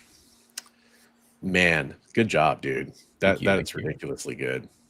And then did you post something, or like, is there an update on this one? Because you've been working on it still, right? I haven't done any more work on it yet. Okay. Yeah, there's going to be more, but I haven't done any more work on it yet. Here's some more of Jedi Effin Master's work. I'm going to zoom in to kind of give everybody their due here. Nice. Nice, Mary Jane. I love the perspective there. Well done. Yeah. Speaking of Greg Land, I believe that's a Greg Land homage right there. Yeah. Talked about him earlier for Phoenix. Hooded Phoenix. Interesting. We got Punisher action going on. Love the smoke coming off the barrel. Good job on the gun too. Yeah. Beautiful. And then here's I think these were commissions, these Hulk drawings. Whole series. That's awesome. Very good. Good job on the repetition too. Yeah, I love it. That's really cool. That's awesome. Jedi Effin Master, everybody. And then, excuse me. Part of the reason I want to make sure we wrap up the show soon is I'm getting a long day. Get yourself in trouble. Got to go fast. Sonic, I really like that. That's a good job on that. That's really cool. Especially the face and eyes there. Yeah. Well done. And then Erwin Papa dropping in some Dr. Cyborn from Skeleton Warriors. That is so freaking cool. That's really cool. That's awesome, dude. Look at the detail. Woo. Beautiful. Reminiscent of his trap jaw stuff he's been doing too. You got that bottom jaw. Yeah. Erwin, you crushed it, brother. Cool. Yeah. Well done. Killing it, dude. This is Big B sketchbook. Tell us about this one, man. It's just a drawing of somebody I knew back in '87. And I found it, and it was like the paper had I don't know, started changing colors because of almost oxidation or something. Oh, So okay. yeah, so that was kind of Wait, cool. so the paper actually looks like that? Yeah. That's crazy. I figured it was like a filter or transition or something. That's Yeah, no, the paper like it like oxidized or something over time. So that's actually makes that 10 times cooler. That's already pretty cool, but yeah, that was kind of neat little effect. And then walk us through what we're looking at here. So this was a pirate themed wedding invitation comic strip that they wanted to put in their wedding invitations. So so she's the buccaneer and he's the second mate. That's cool. And, yeah, so I love it. 2007. Wow. yeah, so those are just the panels individually. I want to easier to zoom in on those. I want to show those. So they wanted a so on that version I overlaid a pirate map and kind of ghosted it over the so that you'll see like little pieces of the map. Like the very final panel, there's an X marks the spot symbol and stuff in the very cool, man. panels. I agree, Milton. Big B does kick ass. Thank you. I was really honored that they asked me to draw for their wedding invitation. So yeah, you can see the map. Oh, there, okay, more of it there in the background. Nice, definitely the north compass there. Okay, very cool, dude. It's my latest X-Men, very appropriate for most recent episode. Very nice, sir. And then Our Father. Yeah. And then we have some Stevie D. I joined a superhero dating site. They found me 3 matches: the Scarlet Witch, Morgan Le Fay, and Zatanna. I picked Zatanna, but the parent company won't allow intercompany crossovers. That's why I'm casting a spell of amnesia on the CEOs of Marvel and DC. Nothing can stand in the way of true love. Love it, dude. I love it. I love it. I love that style too. He's got this Yeah. really cool, like interesting style on that. Good job, Steve. Very cool. Oh, here we go. Hey, Max. Max came in and posted. Awesome, dude. Nice. The Batman killing it. Getting zoomed in on that. That's awesome, dude. Good job. Very cool. I like it. That's Very awesome. cool. Is that like a zombie Robin? It Uh-huh, looks like I was just looking at the things across his chest. Like Yeah, Robin has those, doesn't he? the straight jacket, probably. Yeah, is it a straight jacket? Okay, I thought he had like didn't Robin used to at one point have like these Could be. That's what that was type just how thing I on his interpreted chest? it. Tat coming in with his post. We got some. Looks like a new lid action. It looks like paper. Is it paper? Okay. I mean, I'm just looking at the corners. Okay. I like it though. Yeah. Oh, hubba. Superman, Batman. Who's this? Nice. This is Tat Tat. also? Yeah, Very cool. he did his dump. That's cool. Chibi Spawn Nice. and Chibi Thanos. Well, Scotty Young, I guess more than Chibi probably, but that's great. Very cool. And then, ooh, X-Men here? Look at that. Hey. Multi-page. That's cool. 3 yeah, pieces. that maybe that's 3 lids, or is that panels? Yeah, I think it's panels. Okay, Could be three pieces of paper or 3 lids. Yeah, I that's bet we'll find out in a minute that. when he types it in the chat. Yeah, no, that's cool. Oh, that's dope. Yeah, that was Kevin Nolan, I think, originally. Very cool homage there. That's Yeah, definitely a lid. neat. Minion. It's a Minion Deadpool. It's great. Love it. Is that Deadpool doing the driving upside down in Deadpool 2? That's great. That's cool. Man. Tat said paper. Okay, cool. Right on. Cool. Nice. Wonder Woman. Like the eyes. Yeah. And Elektra. Electra. Very nice. Very cool. Good work, brother. Man. Yeah. Give that my live reaction. We'll do 2 warnings here. first warning is we're going to talk about something that is a little political. I'm going to jump back in time to the news a little bit. Great job, everybody, on the community art. If you want to see your community art posted, go post it in the community art section. If you don't want to hear anything about politics whatsoever related to comic books, don't blame me because I didn't start it. and you might want to tune out if you're not interested in that, because I feel like we have to talk about it a little bit, and I made sure Big B was comfortable. So now's your warning. We're going to talk about Spider-Man and something political. Yeah. So this is something the White House posted over the weekend, and I just took some screenshots. But this is from the official White House Instagram account. It's a 4-page post. So I'll show you the first page. Speaking of AI,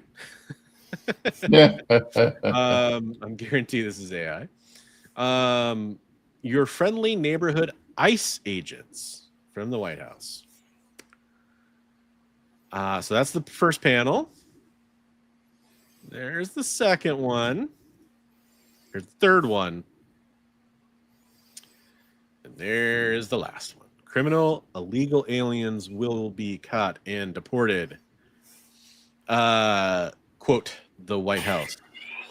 I think there's going to be a lawsuit. That's all I can say. I actually wonder if there will be a lawsuit.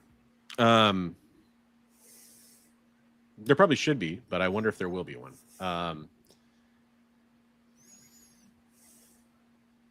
So yeah, I don't know. We're not going to talk about the movie itself really here. So don't worry about that. But this is just, I guess I'll ask you first, man. What's your opinion on this? On that we just showed? Yeah. I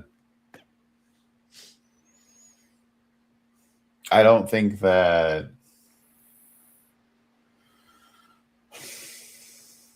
character should be roped into that kind of, I don't know, that arena of what's going on. That's my take on it. I don't think that they obviously didn't have permission to do it. So I don't think it's right. Yes. Look, there's a lot of people. When I always went to go take the screenshots, and I saw people I know in the comments in surprising ways. And I don't agree with the gist of what I saw. And this is where it gets, I guess, when it comes to the movie, because they mentioned the movie. This is not really spoilers for the movie if you watch the trailer. But there is, you see Spider-Man fighting a damage control, Department of Damage Control agents throughout the trailer. And, like, oh, they're rounding up criminals. So Spider-Man clearly wants to help them because this is the part. I don't think this is really a spoiler, just to say that in the movie, Spider-Man helps damage control. That's all I'll say. For that makes sense, right? Spider-Man would help in one capacity. We'll get into more of that conversation in a little bit. But I'll say I heard a debate about, they're like, wasn't damage control very, very aggressively trying to ruin Peter Parker's life? And then he's just like, oh, hey, these guys are hunky dory. Well, again, we'll get into the movie part here, but people talking about that, it's to me, they kind of missed the point. Spider-Man would 100%, because I also think, well, Spider-Man helps the cops. Yes, I think Spider-Man would help the NYPD. Yes. I think Spider-Man would help NYPD. And remember, the NYPD, especially, people point to 9/11, and they should, for the NYPD's reaction to 9/11. But the NYPD also did a really good job cleaning up New York City from, and this coming from somebody who never lived in New York, but from most people who live in New York, they were doing a good job of cleaning up some of the crime in New York City that was, the city was notorious for a long time before 9/11. And then they were obviously heroes on 9/11, as was the fire department, as was all the first responders, National Guard that responded. 100%. A lot of people. and Spidey would help out the police. But ICE, look, I'm just gonna say this: they're not the police. Mm-mm. I know some people might be under the impression that they are, but this is different. Because while police officers have killed people in the line of duty, ICE has a track record of killing civilians in a way that is, to say, saddening or disheartening or any negative word you want to use is an understatement. It is a tragic loss of life for people that have been killed by them. And that is completely politically aside from what their stated agenda is. You can argue degrees of that. We're not really here to do that as comic book people. But when it comes back to the comic book side of it, trying to use Spider-Man because he's big at the box office right now, and then we'll get into the movie when we talk about the spoilers in a bit, and why that's actually on its head if you watch the movie. Mm-hmm. And then coming out the other side and saying that he would be on ICE's side is fucking ridiculous. Yeah, no, Spider-Man would be trying to help save families, and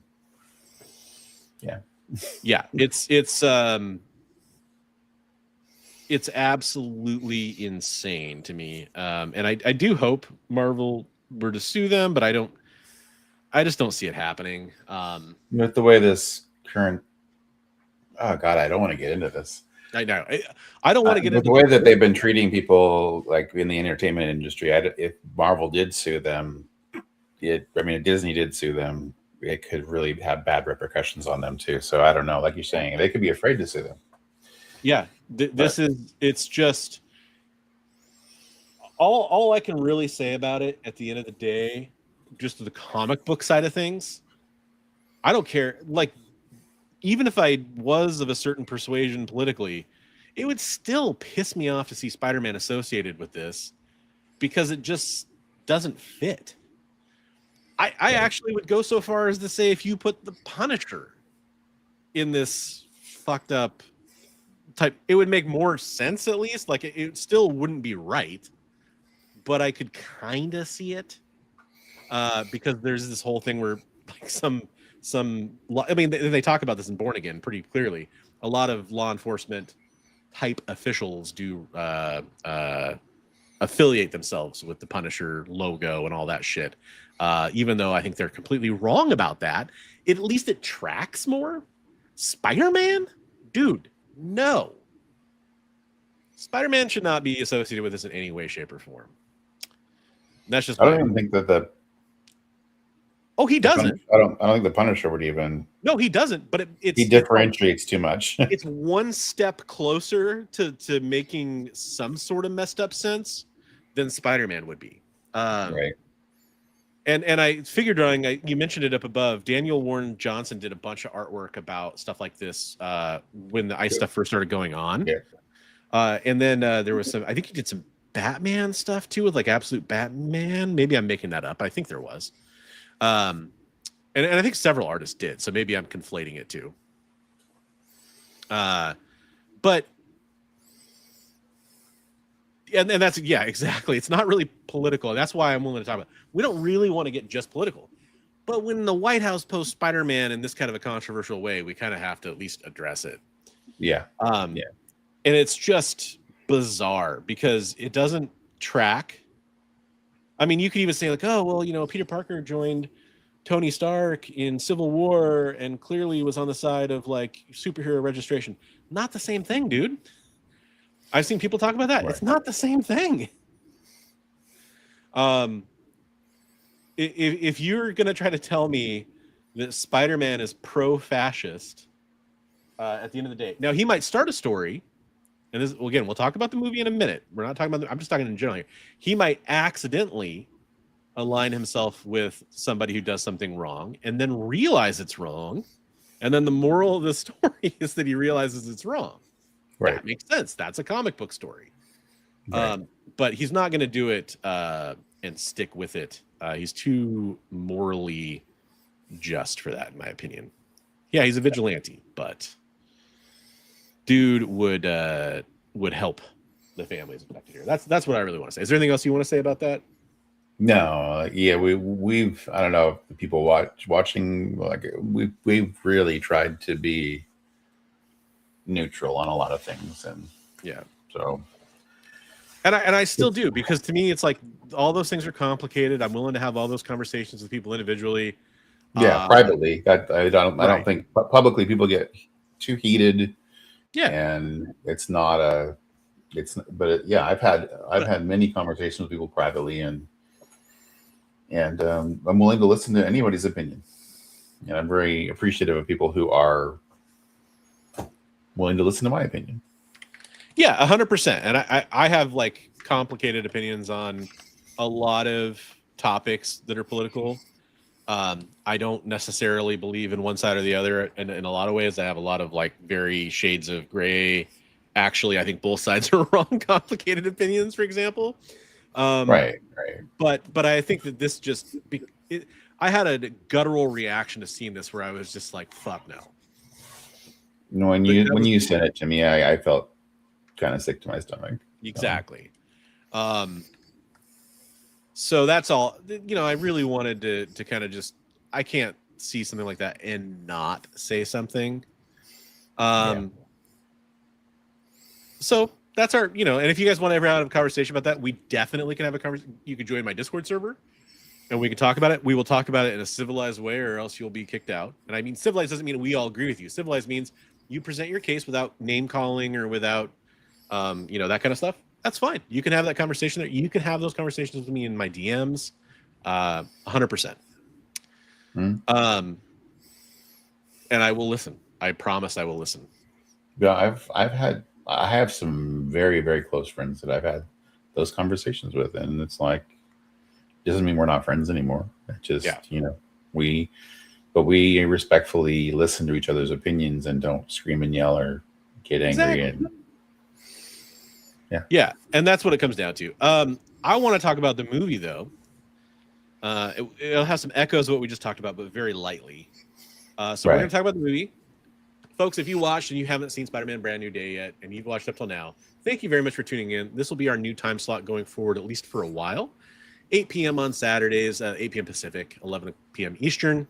Thanks for tuning in. If you're watching on the rewind, thank you so much for being here. Remember, you can also go subscribe to the EXP, where there's a lot of great programming, and you can subscribe to Big B McFly on his channel. I pointed the wrong way for each one.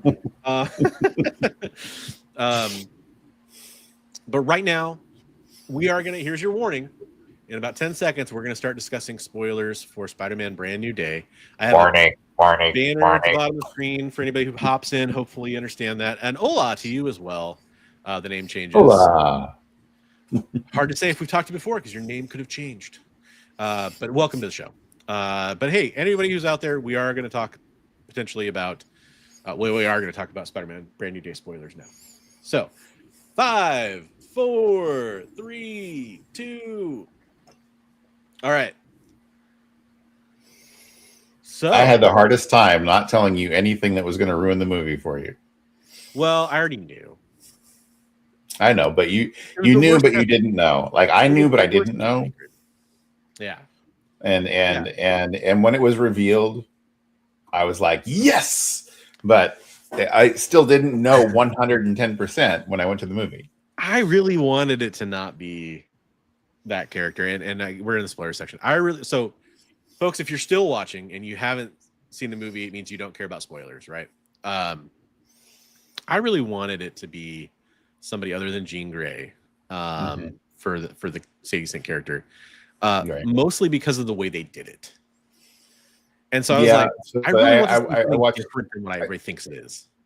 I've heard some discussion on that. They're like, she was incredibly cruel. She had no regard for human life. She had that man step in front of a speeding car. The implication is she had that guy in the helicopter jump out of the helicopter and kill himself. Why? How did she jump? She can go back to her own mind anytime she wants to. But who did she jump to? I mean, I guess she started a new chain. To MJ okay, yeah. And like the thing that she did with MJ, where she kissed him and told him that she had regained all of her memories and loved him, and that was so mean. It was mean, but it was also good storytelling. Oh, it was great. It was great storytelling.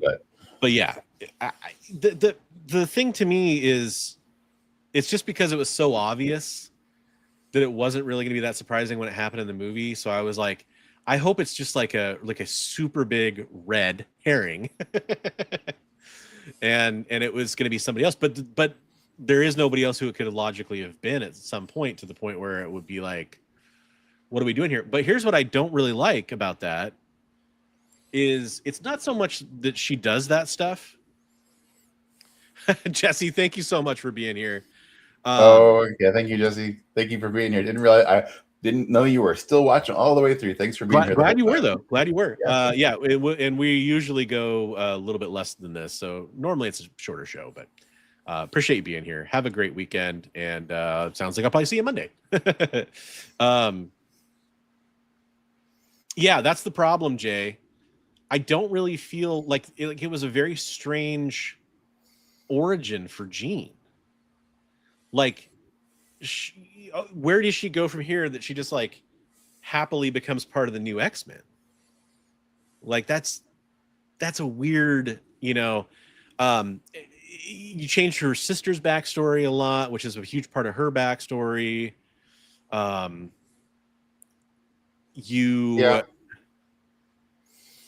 know. Part of her backstory is that the trauma of seeing like her best friend get hit by a car, right? Part of her and dying, that whole thing. So, and then her being in her mind while she dies, right? Right. And but I mean, now you've got like I've seen some good points that I kind of agree with, which is you're going to give people a really good justification for why they should fear mutants in this world. Yeah. But now Jean is the poster child for that, which feels a little wrong because she should be the poster child for the Xavier's dream. And I mean, this guy possibly sets up a redemption. She's kind of the poster child for that, but like not the public at large didn't know that it was Jean that did that. So yeah, I suppose. So there's all the things I love about the movie. There's a few things where I'm like, yeah. So that's me, one of them. Jean's origin was one of the problems. I only had two problems. Jean's origin was it's not even that I didn't necessarily like it, but I haven't really figured out how it settles with me yet. And then the other I thought it was good. And at the end she's heading out towards Westchester and like on the bus. It's kind of So I'm like, okay. Presumably, right? Like presumably. Yeah. What was your other? To a wooded area out away from the city. Well, I mean that's anywhere outside of New York, right? Yeah, I know. But what were your other issues before we talk about the I love seeing the Punisher romping around New York City, but the Punisher is like 100% wanted fugitive. He just carries Spider-Man into the hospital, and they let him stay there for how many days with Spider-Man? I think a lot of it had to do with what had just happened with Spider-Man, and so it was like. They're like, well, if you're with Spider-Man, we're going to take care of him, Yeah. I think that's what it was more about. I love the Punisher in the movie, by the way. He was amazing. I did too, but was great. Okay, here's one of my other problems. Is Punisher stupid enough to go in knowing he's going to fight the Hulk with guns? With just regular guns? Like, wouldn't he bring like explosives and He didn't know he was going to fight the Hulk. He knew he was just going there to help him. He didn't know the Hulk was there. I want Frank to be smart enough to be like, oh fuck, that's the Hulk. I'm gonna back off and regroup. Well, he kind of did. He's like, well, you take care of that guy, and I'll go after her. I suppose it's just it really kind of felt there's something silly every time you see people shoot the Hulk. Oh, it's great. What are you gonna do? Tickle him to death? He's just hitting him with the bullets and it's not doing anything. Oh, Jay. So Jay says on my earlier, does this mean Tom is doing more Spider-Mans, or is he done? I think this means he's going to do Spider-Man films until he's 90.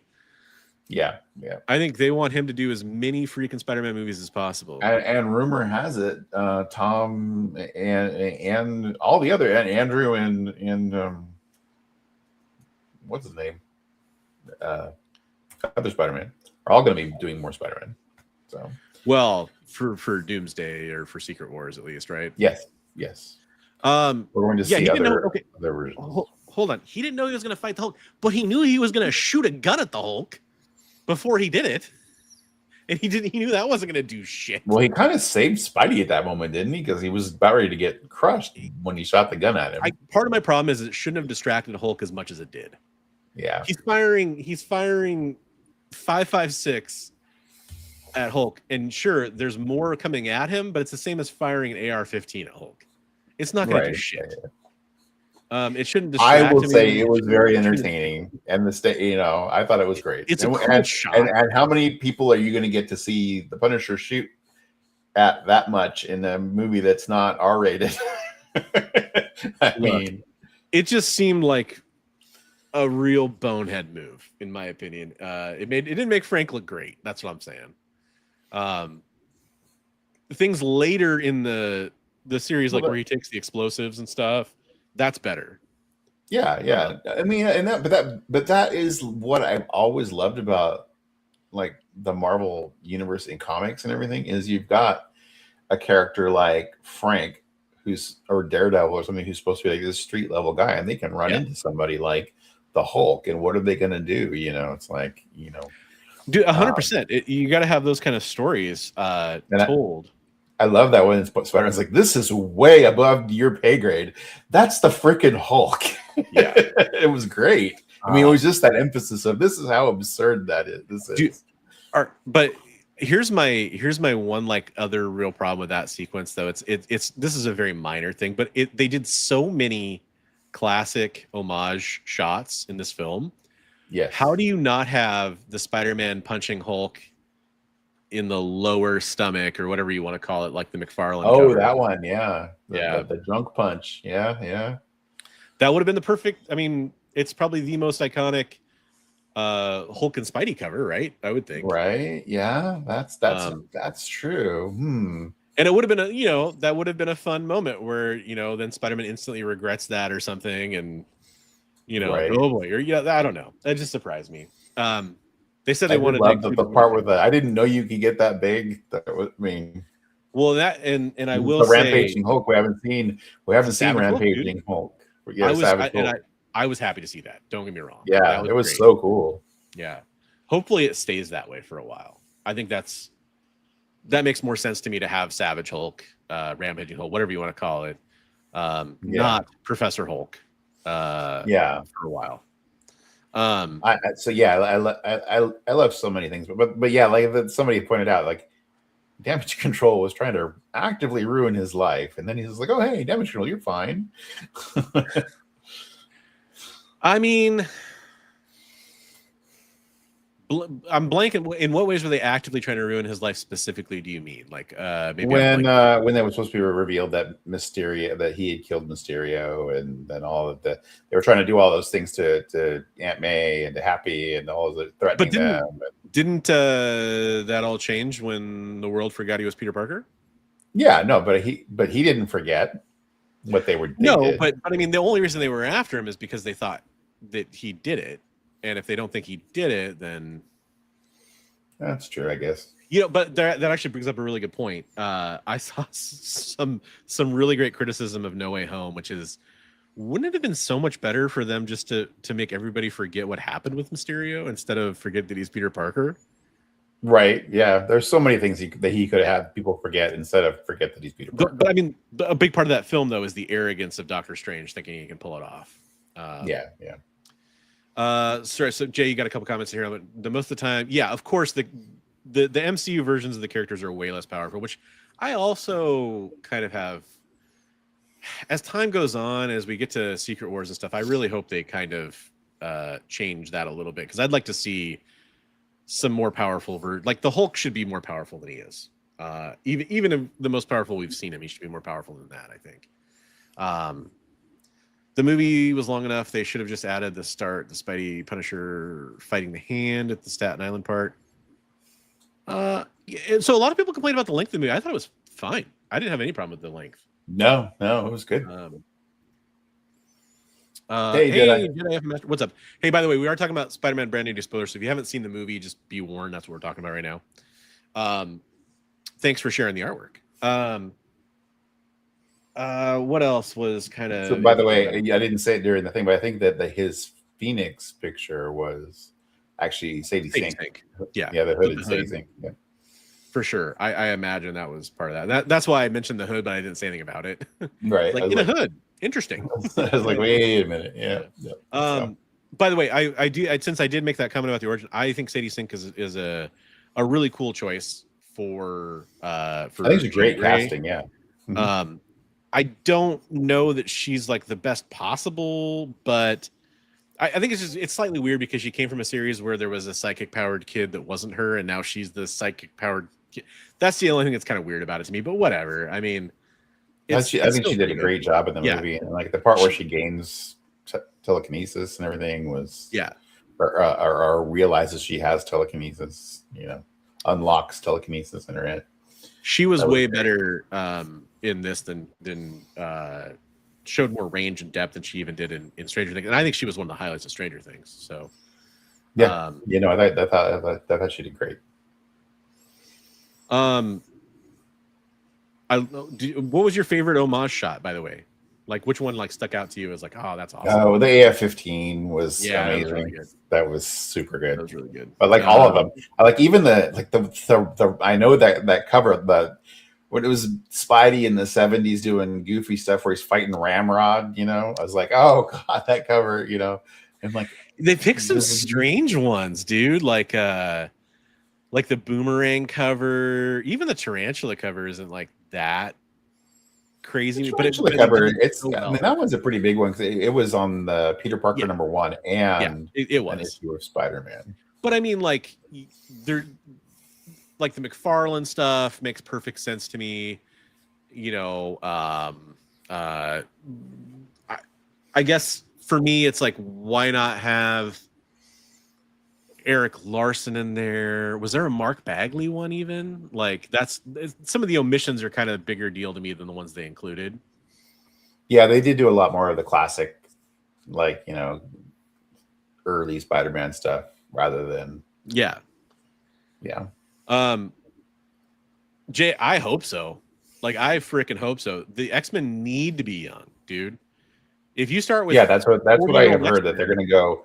They're not going to try to. They said not that we're not going to look for talented actors, but we're going to look for a lot of unknowns and people that are just coming up or just being discovered. And because the problem I have with most of the X-Men stuff that we've gotten so far is you don't get to see it. Not necessarily from the very, very beginning, although that would be cool. I'd be in favor of that.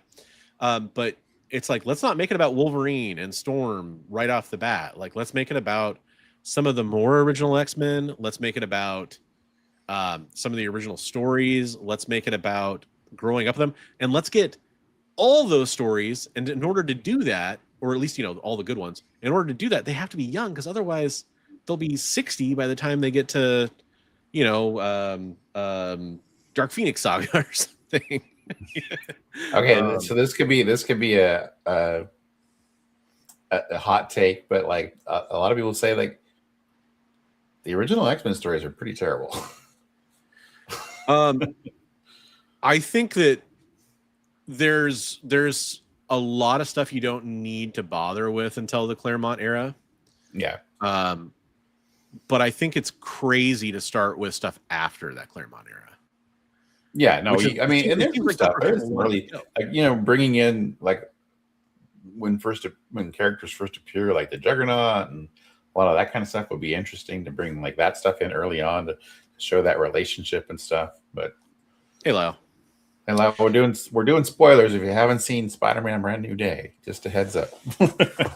Yeah, it does kind of suffer. X-Men, a bit of a tangent, but it's one I'm super interested in, so I'll talk about it for a second. It does kind of suffer from a problem of like, if you just do X-Men 1, it's really hard not to say that doing just that Magneto story is a little too simple, especially since after X-Men, was that 2000 when that came out, the first Fox movie? That's maybe a little too similar. You know, it'd be like if when Tom Holland was introduced to the MCU, if we just did he's getting bit by a radioactive spider, he's starting to use his powers. Like, you don't, and it's great because they didn't do that.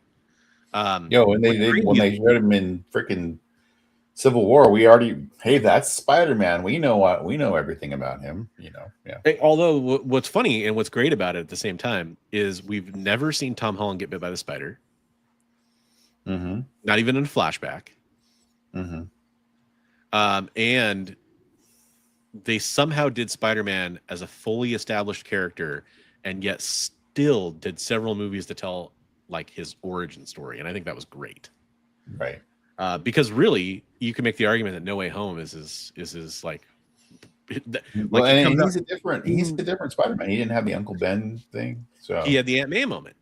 In fact, the Russo brothers have said that their version of Spider-Man, when they shot the first scene with Tom Holland in Civil War, that Ben did not die because of a mistake Peter made. It was an accidental or natural causes death, most likely in their minds.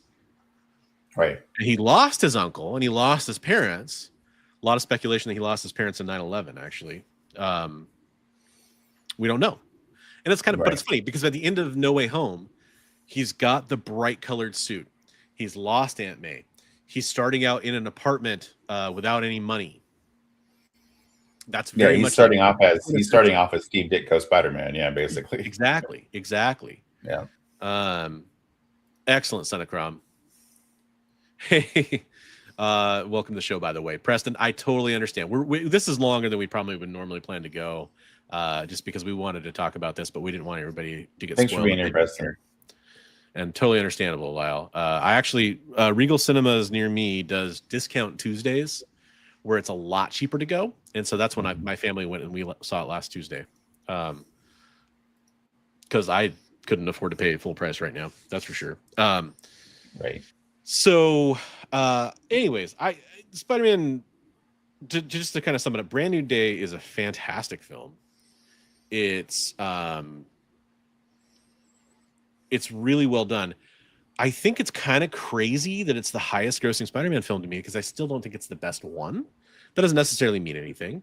Yeah, I think, this one hit just as emotionally as the last one. I mean, it was, but that's totally emotionally, and for Peter coming into who he is at the core of his character, it was a very Spidey story. Yeah. And that's what I loved about it. But the actual villain and the villain arc, and to me, that's not that good. And also the organic stuff, I thought was really like, I don't know. That's the other part that I kind of lost me on the movie, is I don't like the organic web shooters. I don't, that's in the trailer. So if you're still watching, whatever. I don't like all that stuff. And I think that they could go really cool places with that because of Secret Wars and Doomsday and stuff. But I don't know, man. It's just, to me, somebody was like talking about it online, and I got involved in an argument where they're like, well, but this is cooler because Spider-Man could just be anybody. And I'm like, but Spider-Man's a fucking genius. Like, him designing his web shooters and building them, and him being like, he designed the web fluid, like that's part of his character. And it's weird to just like take that away. Like, what does it do for him? How does it help him grow? And it's impossible to say, because that story isn't resolved in this movie. So I'm still reserving judgment on that, because again, there's some really, like, he could find the symbiote suit, and that could help level out his abilities and powers and stuff. And then he could go through that emotional kind of second arc, the suit's kind of controlling his emotions or urging him to do things he doesn't want to do. And that could be an amazing way to with more of that arachnid DNA or whatever. Yeah. But to me, for the arachnid DNA thing, just felt very, it felt Sony, Madam Webby kind of, like, I don't know how else to describe it. It's all to do with I mean, this goes back to the first Spider-Man movie with Sam Raimi and him wanting to do the organic web shooters, and then they put that's been in two different stories now that they had him get the organic, and then they kind of over time just kind of forgot about it, and then they did it again, and then they just kind of forgot about it.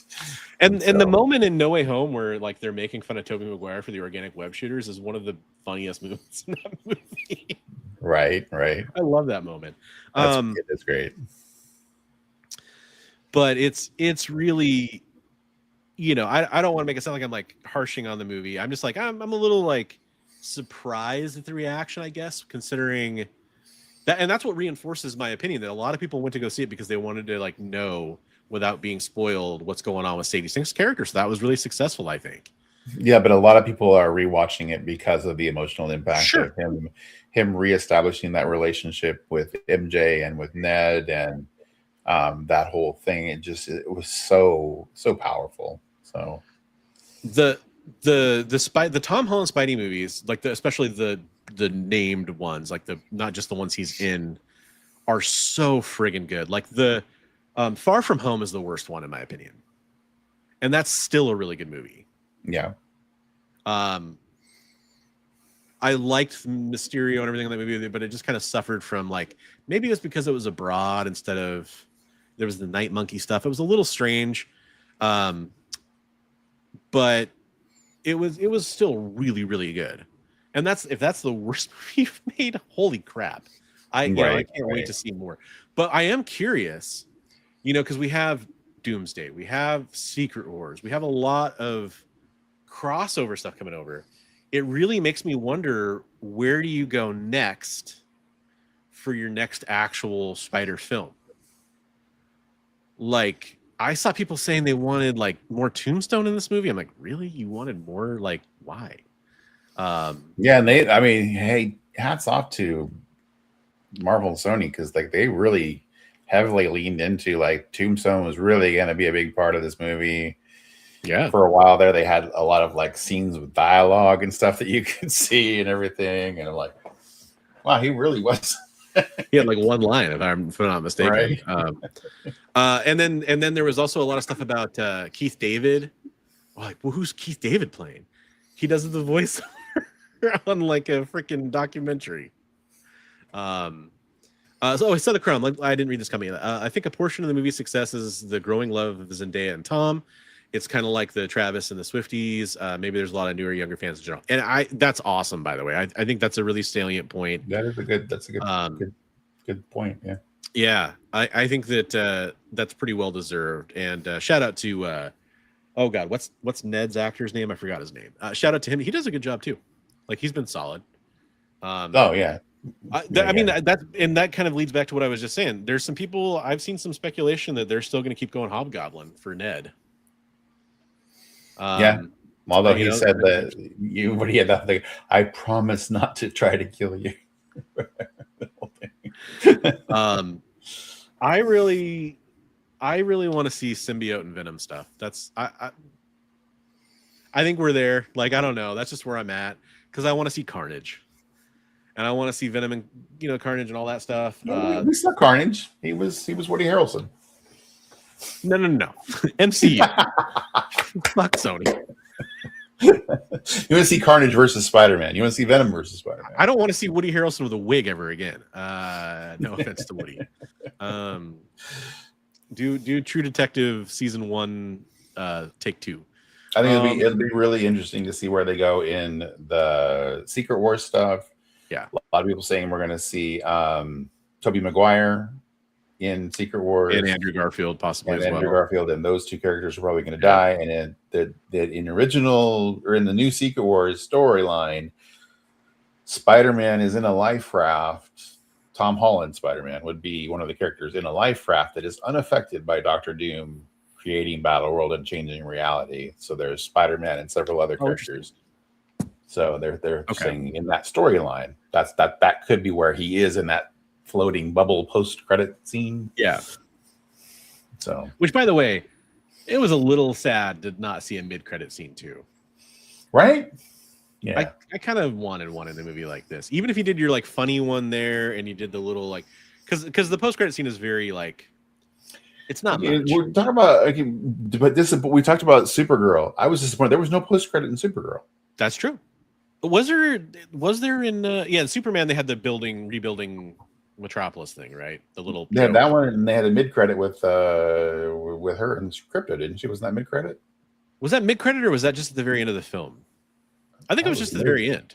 Maybe it was just the end. But yeah, they had the whole end with the rebuilding and he's like, it's off by so great, Mr. Terrific. I don't mind if DC did no post credits in Superman and they just did no post credits. I actually would be really cool with that. I actually kind of don't like the post credit scene. But if you're an MCU film, my OCD requires you to have one, and this was a very weak one. Then again, it's better this than like including Hercules and never talking about him again, or including all these other ones that have never went anywhere. Right. Or Eros or Star Fox. Haven't paid off yet. How's that? True, but like at this point, like who would fucking remember? I mean us, but most audiences would be like, who's that guy? Hey, Captain America, Brave New World, or that was called.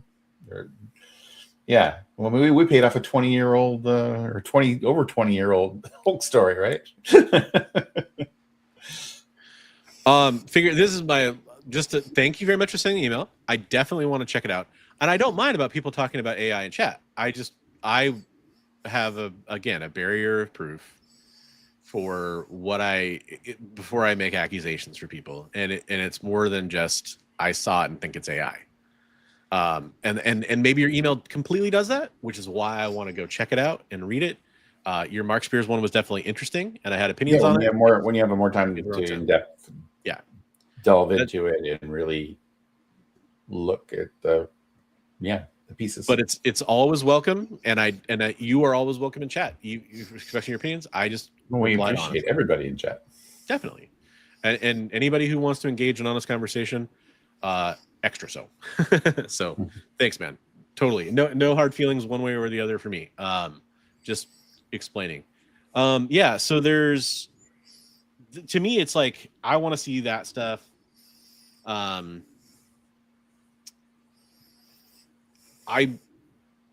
mean, God, speaking of post-credit, they teased Eddie Brock. Seeing that he saw J. Jonah Jameson's broadcast or whatever, I think at the end of Venom 3. Yeah. And we had the little piece of the symbiote that was left after Eddie got zapped back. Yeah. So cool, man. So I think that there's some fun stuff with that. Because we did tease it a little bit. If anybody's still following this thread, the damage control stuff. It's like he starts working for damage control, and then he realizes, I made a mistake. That's what I'm talking about. I love that too. There was that same damage control agent who said, "I love you, Spider-Man. I never do anything to hurt you." And then he's the one who ends up fighting at the end when he's stretching. Yeah. It's like, oh, okay. Yep. There's some good stuff in there. There is the whole Frank hospital scene, which was funny. I mean, just watching my daughter laugh at that just told me like that's a good moment, you know.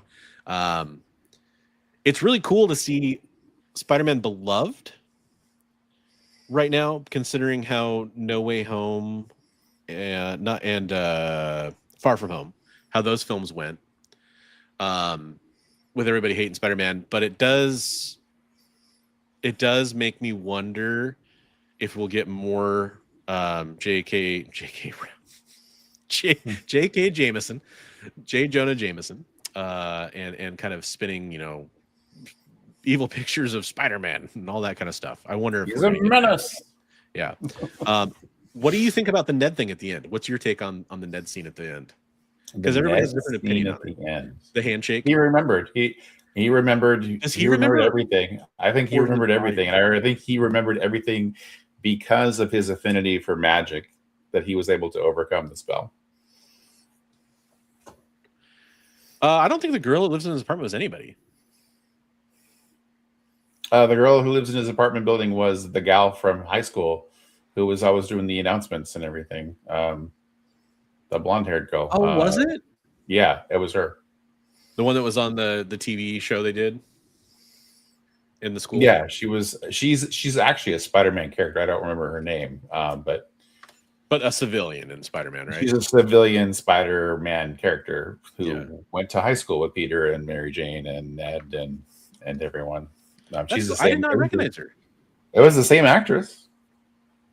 The one no, is I believe you. that my top? Are those my jeans? Yeah. Yeah. I believe you. I just didn't recognize her. She must have like aged up a little bit or something. Just facially, you know. Because I didn't clock it. Yeah, I'm pretty sure that was her. No, not Liz. Is it Betty Brant? Yeah, Betty. I think that's Betty. Is it Betty Brant? That's what Google's telling me. That's interesting, dude. I didn't. So I saw people posting on Instagram before you even saw the movie about like Black Cat, and I was like, so I saw her, and I'm like, are they saying that's Felicia Hardy? No. No, I'm 99% sure it was Betty Brant. Oh, I believe you. Although that was a great scene, by the way. Not on IMDb. When he walks away wearing those jeans. Am I Is looking IMDb saying it's not her? I don't know. I'm trying to. I thought it was the actress's page. Let me go look at the actual. I'm looking at the actual Brand New Day page. Full cast. God, they made this so much harder these days. I remember the old IMDb where you could easily see all this stuff on one page. Betty Brant is not listed in the cast of characters on IMDb. Maybe she is Felicia. I don't know. I thought it was Betty. No, there's no way that was Felicia Hardy, dude. I thought it was supposed to be Betty, but Apartment Girl is listed as Taryn Marie Butler, which is not the actress that played. She, in fact, looks like she's never been anything else. Okay. So let me make sure we're all thinking of the same person. Share this real fast.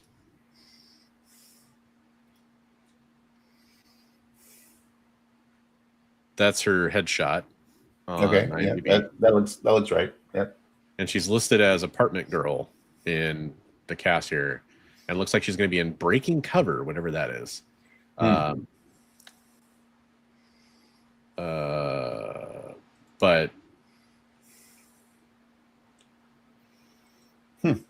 okay. Well, I just thought she was.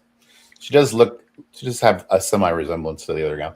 okay, I know that girl was in Homecoming. I think she was in all the other movies, but I'm just going to go to the Homecoming cast because I feel like it was smaller. And here's Betty Angori Rice. I mean, that's who we're talking about, right? That looks like her. Yeah. Okay. I was curious about that too for a second. And then I was like, because they show her twice, I think. Yeah, she's in the. She's like, she says something like, "Oh, same floor" or something, and then another time, yeah. Then And she's like, "Hey, is that my top?" Yeah. So. Yeah, because in the second scene, I was really paying attention to her face. I'm like, I don't recognize this person. Like, not even as an actor from anything else. Explains why, because she's not in anything else. Betty Brant. That makes sense. That's a very Stan Lee name too, with the alliteration and everything. She later on, she ends up working at the Bugle and stuff. And, yes. And Peter ends up dating her at the Bugle. So. And then in the movies, Ned dates her for a little bit, right? Yeah. Yep. Yeah. Oh, Neddykins or what? She has some like pet name for him or something. Right. I really liked seeing them hang out together again in the apartment, like building a Lego set. Oh, there were so many. That was just so heartwarming when he's wearing the mask, and then she draws the picture of him, but he's not wearing the mask. Yeah. It was really, really well done. Like just very, yeah. And I didn't realize it was a very emotional film. I didn't realize at the end of the last movie the reason that he didn't.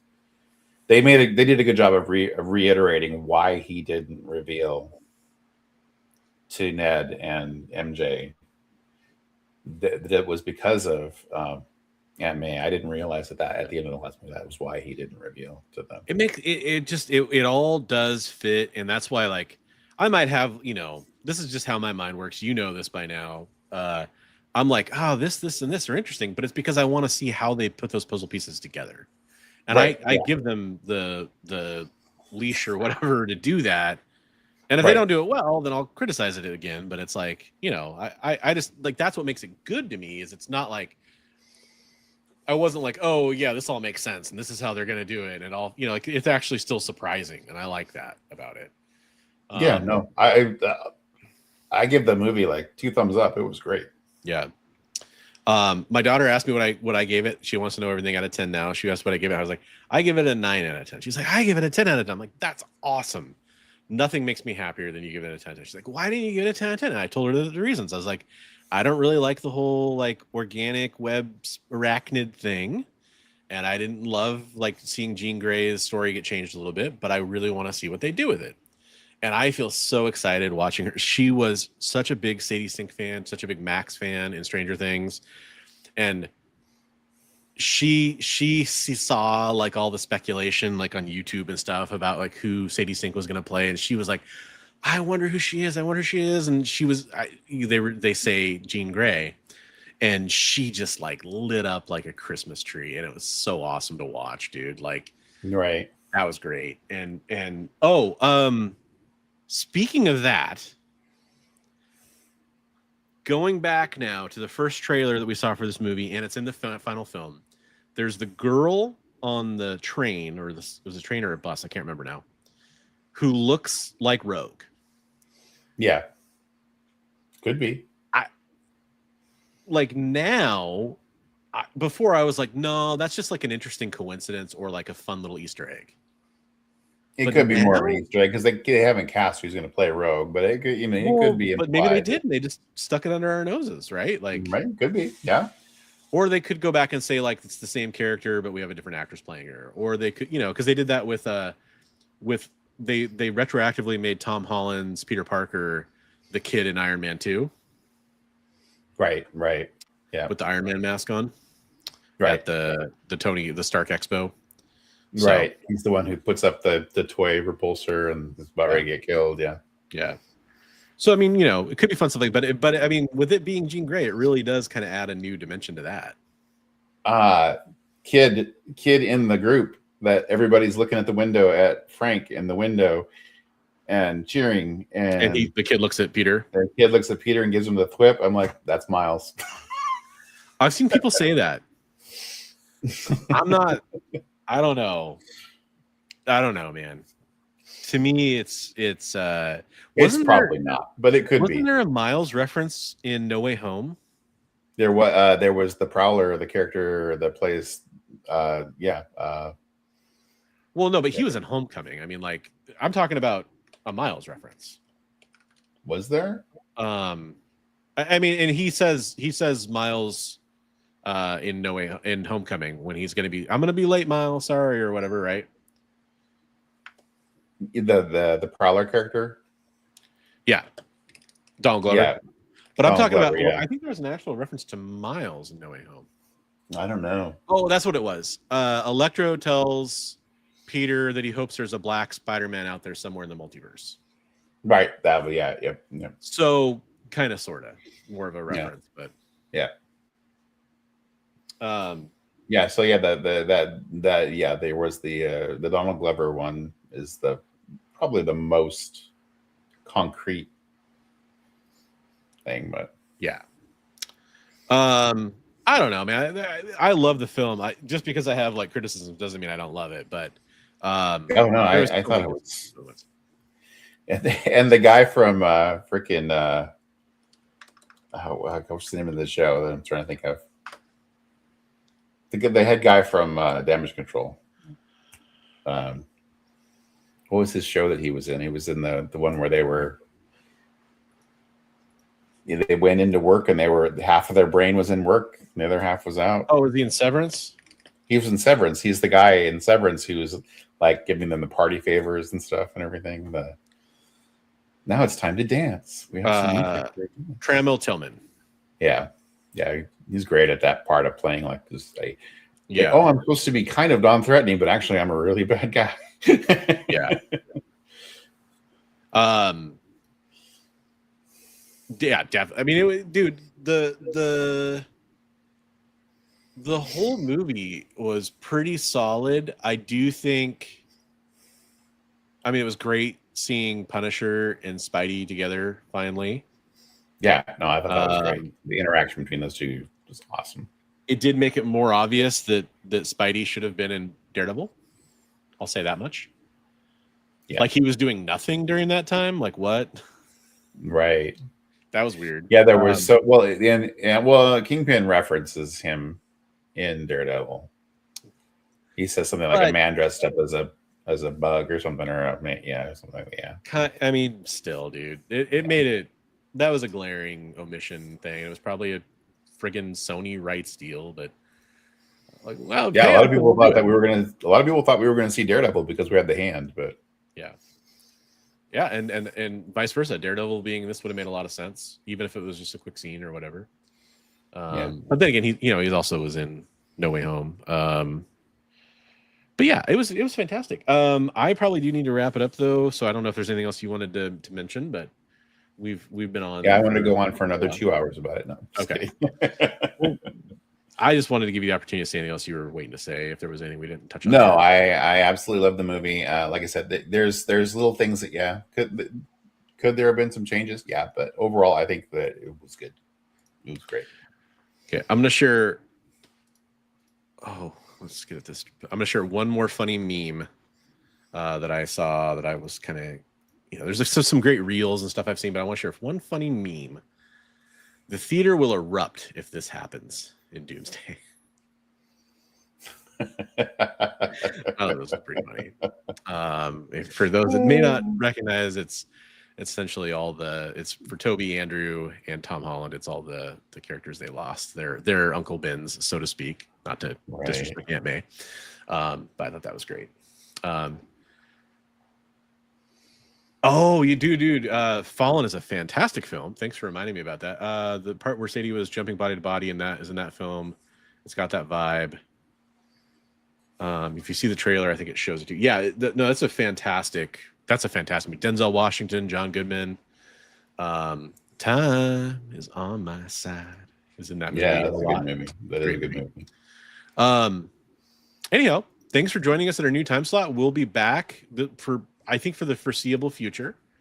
We'll see how this goes. We'll see what the format might change. The time that we're on might change. All that, like the length of the show might change. But we're probably going to keep doing this. It works out better for my co-host. It works out just as well for me, and I think it works for a lot of our audience better. So my favorite ask is make sure to tune in next week if you liked it at this time slot. If you're still somehow watching us 2.5 hours later, and let us know that you really enjoyed this, and we will be back next week with more Best Coast Comics. Thanks for being here, Bigby. Thanks for being here, everybody in the chat. Remember to share that community artwork if you want it shared on the show next week. And we'll catch you next week, right, everybody? Yeah. Right. Yeah.